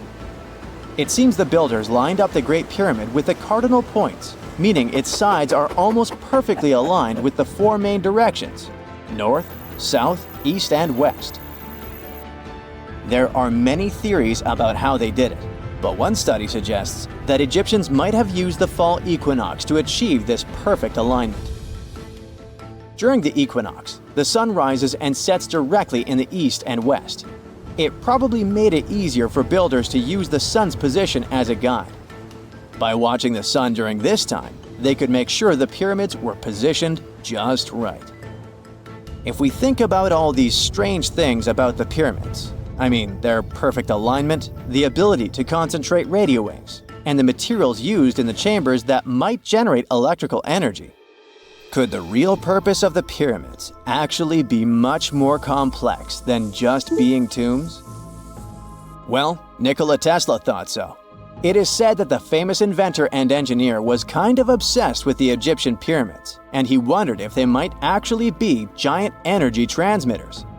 He believed the shape and position of the pyramids could help them function as huge generators, capable of producing free, limitless energy. Some researchers agree with Tesla and believe that these massive monuments might have been designed as giant power plants.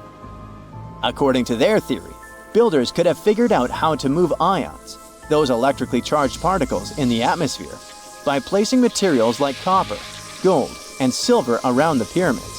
So, it's definitely possible that the ancient Egyptians created a sustainable, renewable power source. Although this is a very interesting thought, we haven't been able to confirm this theory, and the true purpose of the pyramids remain one of humanity's biggest mysteries. What is a boat doing in the middle of a desert? You would expect to find a seagoing vessel closer to shore. This is the question archaeologists have been asking for decades. In 1988, there was a storm near one of the most important archaeological sites in ancient Egypt. A wooden structure emerged from the sand. It was hollowed out by termites. Scientists were determined to solve its mystery. In 2000, they began excavating the site near Abydos, Abydos. An American team of experts soon discovered a boat that was 70 feet long, and it wasn't alone. In total, there were 14 boats neatly resting next to each other. It was impossible to completely dig out the boats because of their poor condition. Luckily, the wood was preserved enough to get a sample. Analyses revealed that the boats were around 5,000 years old, the oldest fleet in human history to this date. The time of their construction predates the pyramids at Giza by half a millennium. Each ship of the fleet rested in a vault that matched its dimensions. The room was roughly a third of the size of a tennis court. It had mud brick walls that featured more than 120 drawings of boats. Ancient Egyptians incised them on whitewashed walls that were excellently preserved. Scientists have known about these mysterious chambers for well over a century. 1901, 1902. A British archaeologist, Arthur Weigel, stumbled upon a strange structure west of the River Nile. His team caught a glimpse of the interior walls. Sadly, a section of the roof collapsed, so they had to call off further exploration. Researchers abandoned the site, but its location remained on the maps. The boat's position first led scientists to think that they rested on a bank of the mighty Nile. But there was a problem with this theory. Today, the river flows almost 7 miles west of Abydos. Further studies of the surrounding terrain showed the Nile didn't change its course throughout history. Also, if the boats floated near a dock, they would be in unstable positions. The 14 vessels at Abydos were perfectly parallel to each other. There was only one conclusion possible. Someone had deliberately placed them like that. They must have gone through a lot of effort. Each boat had enough room for up to 30 rowers. These vessels could really float. They weren't models, but scholars still don't know if they actually sailed any body of water in ancient Egypt. This doesn't diminish the importance of the find. Previously, archaeologists found only small-scale models. In King Tut's tomb alone, there were 35 boat models. For a long time, these figurines were the only clues as to how ancient Egyptian vessels looked like. The boat's design confirms that they were the real deal.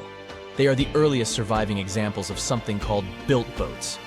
Ancient people constructed primitive vessels by hollowing out large tree trunks. The alternative was reed that was tied together to form a raft. The boats at Abydos had planks tied together. This was a major breakthrough in shipbuilding. During their lifetime, the boats must have seemed impressive. Timber was a valuable commodity at the time. There was no wood in the desert. Cedar had to be imported from Lebanon. The only person who could afford such luxury was the pharaoh. Studying the area around the ancient fleet provided more answers. Scientists discovered a mud brick structure where Egyptians worshipped the pharaoh. Its approximate date of construction matches that of the wooden boats. The same bricks out of which this building was made were used to encase the fleet. At the time of their construction, the rooms they were stored in had a ceiling. That's the section that archaeologists stumbled upon in the early 20th century. Just like mummies and coffins, these marvelous ships rested inside splendid vaults. The exterior of these rooms was also impressive. The outer walls originally had a plaster of white limestone. It reflected sunlight. In the desert sun, the structure housing the boats must have shone from miles away. Ancient Egyptian builders used the same technique to cover the pyramids 500 years later. Today, their surface looks jagged, but it wasn't always like this. When they were constructed, the pyramids had a top layer of fine white limestone. Their surface was smooth and it gleamed in the sunlight. Instead of stairs, the outer layer of the pyramids was more of a sleek ramp. Archaeologists were left with one final question. Which pharaoh owned the fleet? The answer lay just a mile from the site. This is where the tomb of a pharaoh from the 5th dynasty rested, King Senwosret III. Its time and style of construction matched the ones of the chambers with boats. The very end of his rule might explain how the boats ended up in the middle of the desert. The pharaoh probably passed away in northern Egypt. Then his body was transported down the Nile to Abydos in a marvelous procession of decorated boats. The vessels were later lowered to chambers near the final resting place of their owner. This had a symbolic meaning. In the ancient Egyptians' belief system, ships played a key role. Their supreme deity was Ra. He traveled through the sky during the day in the form of the sun. At nighttime, he sailed through the netherworld in a solar boat. The pharaoh identified himself with Ra, That's why he needed boats in the afterlife. That was the only way to regenerate himself, just as the sun rises every day above the horizon. This belief existed for thousands of years. The more famous pharaoh Khufu also had a ship. Scientists found it in 1954 next to his pyramid at Giza. It is some 4 centuries younger than the fleet at Abydos, but Khufu's ship was almost 2 times longer. The Great Pyramid of Giza and King Tut's tomb are some of the most famous archaeological finds in Egypt. But there are many more secrets hiding beneath the endless sands of the Sahara Desert. Recently, 2020, archaeologists found a lost city there. They have labeled it as the most important discovery since King Tut's tomb, 1922. The city of Aten is some 3,000 years old. Historians hope it will give them a unique insight into the everyday life of ancient Egyptians. The famous archaeologist and Egyptologist Zahi Hawass proclaimed the site a lost golden city. Aten sits some 300 miles south of Egypt's capital, Cairo. It is close to the famous Valley of the Kings. Archaeologists first found sections of mud brick walls that spread out in all directions. They discovered complete rooms with tools of everyday life inside. The research team unearthed a bakery, a residential neighborhood, and an administrative district. They all date back to the time when the Egyptian civilization was the wealthiest in its long history. They were also the first to make objects from iron. In 1911, scientists found a set of iron beads near a village in Lower Egypt, El Girza. These are the earliest known iron artifacts. The discovery is literally out of this world. Ancient people made them by beating into shape a piece of a meteorite. The 9 beads were once part of an ornate necklace. They are now blackened and corroded, which is perfectly normal for a piece of jewelry that is over 5,000 years old. They consist of an iron-nickel alloy. Researchers were impressed by the skill of ancient jewelers who processed the beads. Their craftsmanship is more impressive when you think that they didn't know the stellar origins of the material. The Great Pyramid of Giza also has a remarkable feature. An international research group investigated the electromagnetic response of the structure to radio waves. They found that the pyramid has the ability to concentrate electromagnetic energy inside it. This occurred inside its chambers as well as under the pyramid's base. It contains an underground, unfinished chamber. It seems that the electromagnetic response is connected with the properties of limestone, the Great Pyramid's main building material. The research results might have a practical application. The way solar cells and nanosensors function could be improved by this remarkable find. Secant, cosine, tangent, sine, 3.14159. Yeah, that was the cheer we heard coming from the trigonometry club back in the day. For the rest of us in math class, terms such as sine, tangent, and pi were just bewildering. Who invented these and why? Was their only purpose to make it harder for students? Well, not quite. Trigonometry was invented by the ancient Egyptians. They needed this knowledge to construct pyramids, and they did a pretty good job too. The Great Pyramid in Giza still stands today, some 4,500 years after it was built. No recalls either. So let's get out of that classroom and on a journey through time to reveal the secrets behind the ancient Egyptians' precision. Here you are, standing on the Great Pyramid's construction site, some 9 miles from Cairo. Well, the city still isn't there, as you're surrounded only by the desert and teams of construction workers. They're transporting large stone blocks weighing 2.5 tons each. They're inside a wooden sled that sits on large rollers. A crew of 8 men rolls these blocks along the ground. You immediately think of the rollers on a supermarket cash register. The principle is exactly the same, but the scale is greater, much greater. Scientists estimate that the Egyptians used 2.3 million such blocks in the Great Pyramid alone. And the block in front of you is one of the lighter ones. The heaviest of them weighed up to 15 tons. But where did all these blocks come from? Most of them originated from quarries around Giza. It's not that impressive, you think. But wait until you hear how ancient engineers transported the granite used in construction over 500 miles to the pyramid. There were no railways or highways back then, but the mighty Nile was always there. Researchers even believe that the Egyptians dug a canal to connect the Nile directly to the pyramid's construction site. All they had to do then was to wait for the flood season to begin, and voila! The rising water levels floated the heavy stone blocks for them. But how did they lift the enormous stones on dry land to stack them up to the top? Did they use oversized cranes? Well, ancient Egyptians worked around this problem, literally speaking. One of the workers is now pointing to the giant ramp going around the pyramid they're building. This is how a mountain road zigzags its way to the top. If the ramp went directly to the top of the pyramid, then workers couldn't pull the stone blocks along it. It would be too steep. Scientists have calculated that 8% could be the maximum incline. So ancient Egyptians just extended the ramp around the pyramid. Again, these are all theories, as the ramp could have been inside the pyramid, as some researchers suggest. The exact building method is still a mystery, guarded by the Sphinx. That's its real name, right? Wrong. As the Great Sphinx is just the statue's alias. You know, the name writers take when they want to hide their true identity, or a singer's stage name. The Sphinx's real name, translated from Egyptian, means Horus in the horizon. That was the name for the Egyptian deity of the sky. The trail of mystery doesn't end there. As a man walks past you with a bucket of paint, he's going to add a touch of color to the Great Sphinx.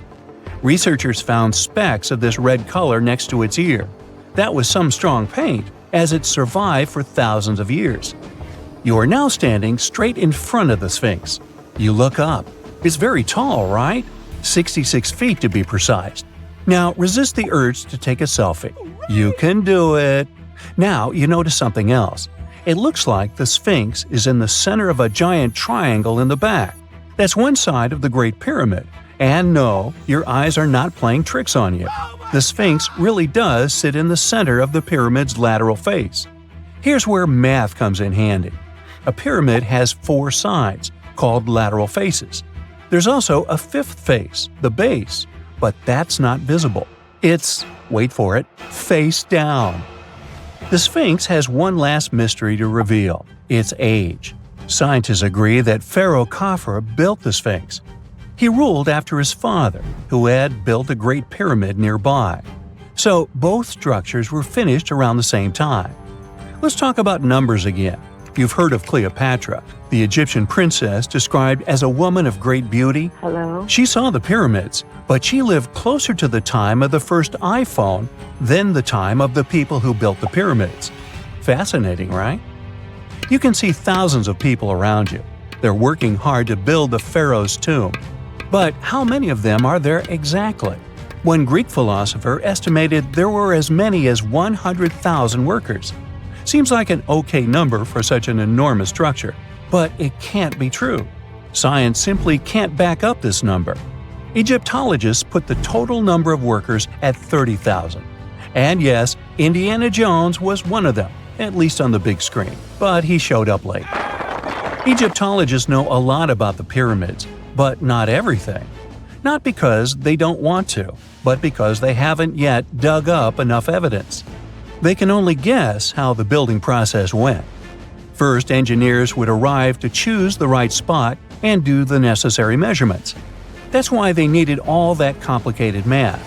Then, it's time for sourcing the material, the large stone blocks I mentioned earlier. When boats deliver them to the site of the future pyramid, workers can finally do their thing. They operated in smaller groups, but there were at least 2,000 of them chiseling and carving away at any given time. Sounds like a typical construction site today? Well, that's because it is, just thousands of years ago. It's amazing what ancient Egyptians were able to achieve with just copper and stone tools. The pyramid is now complete in front of you. But is it the same pyramid we see today? Why is this structure shining bright in the desert sun? Isn't it supposed to be a dusty yellow color? Well, no. Human activity and the elements have completely stripped the outer layer of stones over time. Expert craftspeople polished these blocks using nothing but stone and sand. The end result was a smooth and shiny rock. On the day it was completed, the Great Pyramid of Giza was a perfect triangle of light. Its polished sides acted like giant mirrors, reflecting the powerful Egyptian sun. This is the point where you should put your glasses on. And that shiny thing you see at the pyramid's very top is actually gold. The capstone at the top of the pyramid is called a pyramidion. It was covered in sheets of gold. As you can guess, these were the first stones to disappear. Let's make another stop before we get you back to your classroom. We travel to the British Isles, and no, Stonehenge isn't our destination. It is Newgrange in County Meath. Scientists estimate that the ancient peoples of Ireland built this stone monument around the year 3200 BCE. This makes it older than both Stonehenge and the Great Pyramid in Giza. The function of the circular mound in Newgrange is the same as the one of the Great Pyramid and equally mysterious. The estimated amount of loose stone present in the valley is over 220,000 tons. And it's not just randomly thrown on a pile. The order in which the stones are set makes the structure water-resistant. That would explain how Newgrange had survived for so long. Kinda makes you want to splash out the cash for that waterproof phone case, huh? Well, you're back in your school desk, but today's math lecture is the last thing on your mind. You're thinking about how great the Egyptian pyramids are, and if we have something similar today. It turns out modern engineers are just as impressed with the Great Pyramid as you are. There's a glass pyramid sitting in the main courtyard of the famous Louvre Museum in Paris. The panorama of San Francisco wouldn't be complete without the 48-story Transamerica Pyramid. But Las Vegas went the furthest. There we find the Luxor Hotel. It's so big that it's the third largest pyramid on the planet. And guess what's in front of it? Yup, a replica of the Sphinx. It's 110 feet tall, 2 stories higher than the one in Giza. Yeah, everything's bigger in Vegas. Imagine working 7 days a week on a large-scale construction site. You, along with thousands of others, carry millions of stone blocks and put them on top of each other according to a complex system. You work without modern construction equipment. You have no air conditioning or constant access to water. It's so hot outside that you can fry eggs on the road. You've been building the pyramid for decades, and now, when it's finally done, you enjoy the result of the colossal work of thousands of people. You're looking at a giant cultural monument of global value that will freeze in time and amaze people for tens of thousands of years. A few thousand years have passed. People in the 21st century see the pyramids and are like, wow, I can't believe humans have built this. Yeah, the people who built the pyramids wouldn't have appreciated such a theory. But actually, there are reasons to believe that people built it using some fantastic technology. From the outside, it seems the Great Pyramids are just big triangles of stone. People just put some heavy blocks on top of each other, and that's it. In fact, the design seems too perfect to be true. The pyramid consists of more than 2 million blocks. They lay so close to each other and are so even that you couldn't squeeze even a thin sheet of paper between them. Scientists still can't figure out the exact technology for building the Egyptian pyramids. One of the biggest and most famous is the Great Pyramid of Giza. This huge construction, well known all over the world, has one big secret. There should be a capstone on top of the pyramid. It's a triangular-shaped stone block, a small pyramid on top of a huge one. It's also called a pyramidion. The builders of ancient Egypt made it out of granite and limestone and covered it with gold. No records or old drawings prove that there was a pyramidion at the top of the Great Pyramid of Giza. But there's another ancient Egyptian structure with such a triangle, the Red Pyramid. It was built before the Great One, and its capstone has survived to this day. Archaeologists have found and reconstructed it. But where could the capstone of the Great Pyramid be? It's a mystery that still has no answer. Some are sure that some thieves have stolen it from the top. Maybe they just climbed up and pushed the pyramidion down. It makes perfect sense. The capstone was probably the most valuable element of the pyramid. Many scientists and archaeologists still don't know its exact purpose. Some believe that this peak covered with gold glorified the pharaohs. The capstone reflected moonlight at night and illuminated the entire space around it. During the day, the capstone reflected sunlight with its shiny surface. You could have noticed it from afar. The top of the pyramid was a kind of guiding star for lost travelers. All other stone blocks of the pyramid consist of limestone. People polished them to make them look shiny. In the past, they were even glowing and reflected light. You could see glowing pyramids from space, although they looked like tiny lights. Over thousands of years, winds, sandstorms, and rains have changed the pyramid's appearance. If people had taken care of them all this time, they would have looked like something out of science fiction movies, or the pyramids from Las Vegas. But unfortunately, we will never see their original appearance. Some archaeologists and scientists believe that the capstone could absorb the sun's energy and distribute it evenly throughout the pyramid.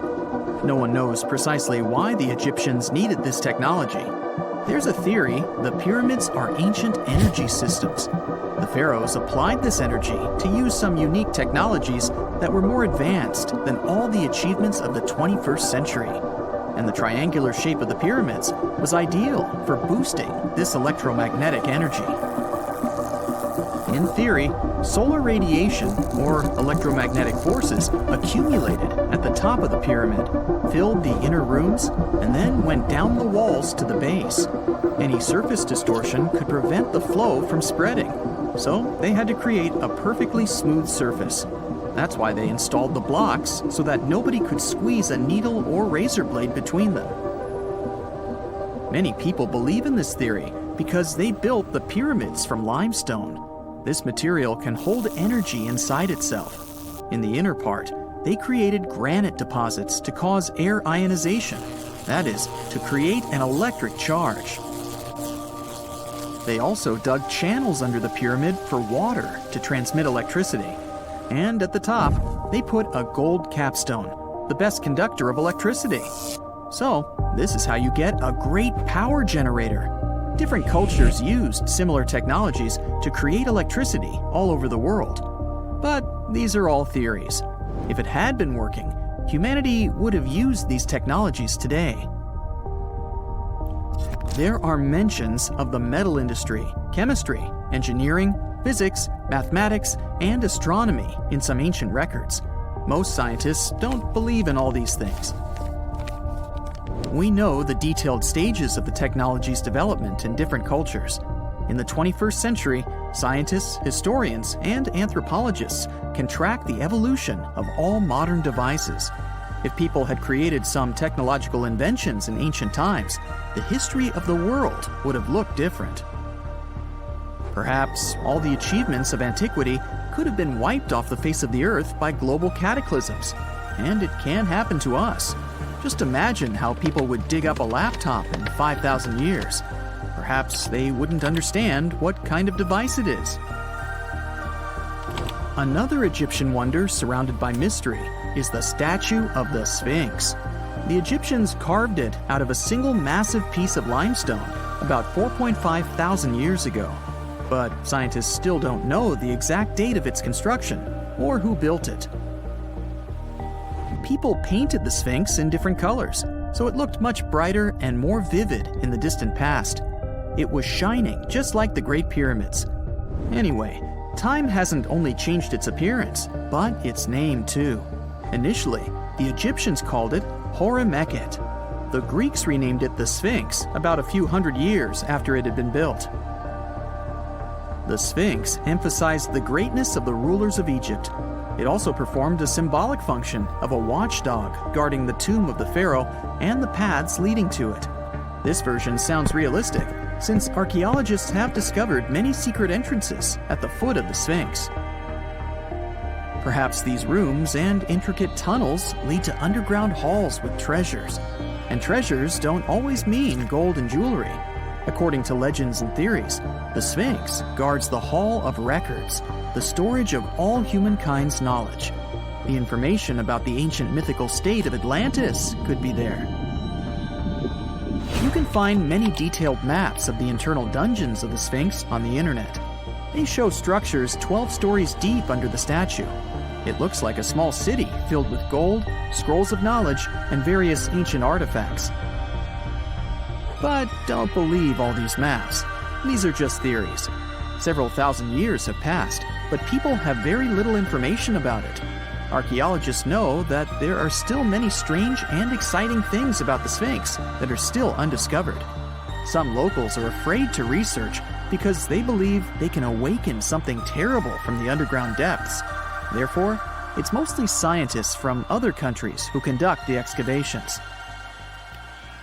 In 1998, scientists discovered strange tunnels leading to empty rooms under the Sphinx. They realized that some people tried to get there through tunnels in the past, and maybe those people took all the treasures that were there. One of the legends says that some powerful artifact lays beneath the Sphinx. Its technology can change the whole world, but the locals are hiding it because it can damage the planet. Some believe that you can find evidence of unknown technologies painted on the granite walls in the pharaohs' tombs. But most likely, these paintings and signs tell us the myths and legends of ancient Egypt. But what if Egyptian symbols and drawings are detailed instructions for using ancient technologies? What if the locals that lived at that time thought, people in the future won't be able to get energy themselves. Let's leave some detailed instructions for them. Anyway, there are many riddles and theories. In reality, the search for answers is a dangerous undertaking, since it's not easy to get into the underground halls. Excavations can ruin the structure of the entire Sphinx. Any person inside the tunnels may get lost and never be able to find their way back. Besides, it costs a lot of money. Now, what would be awesome is if people could invent some device that could scan underground areas and show their detailed models.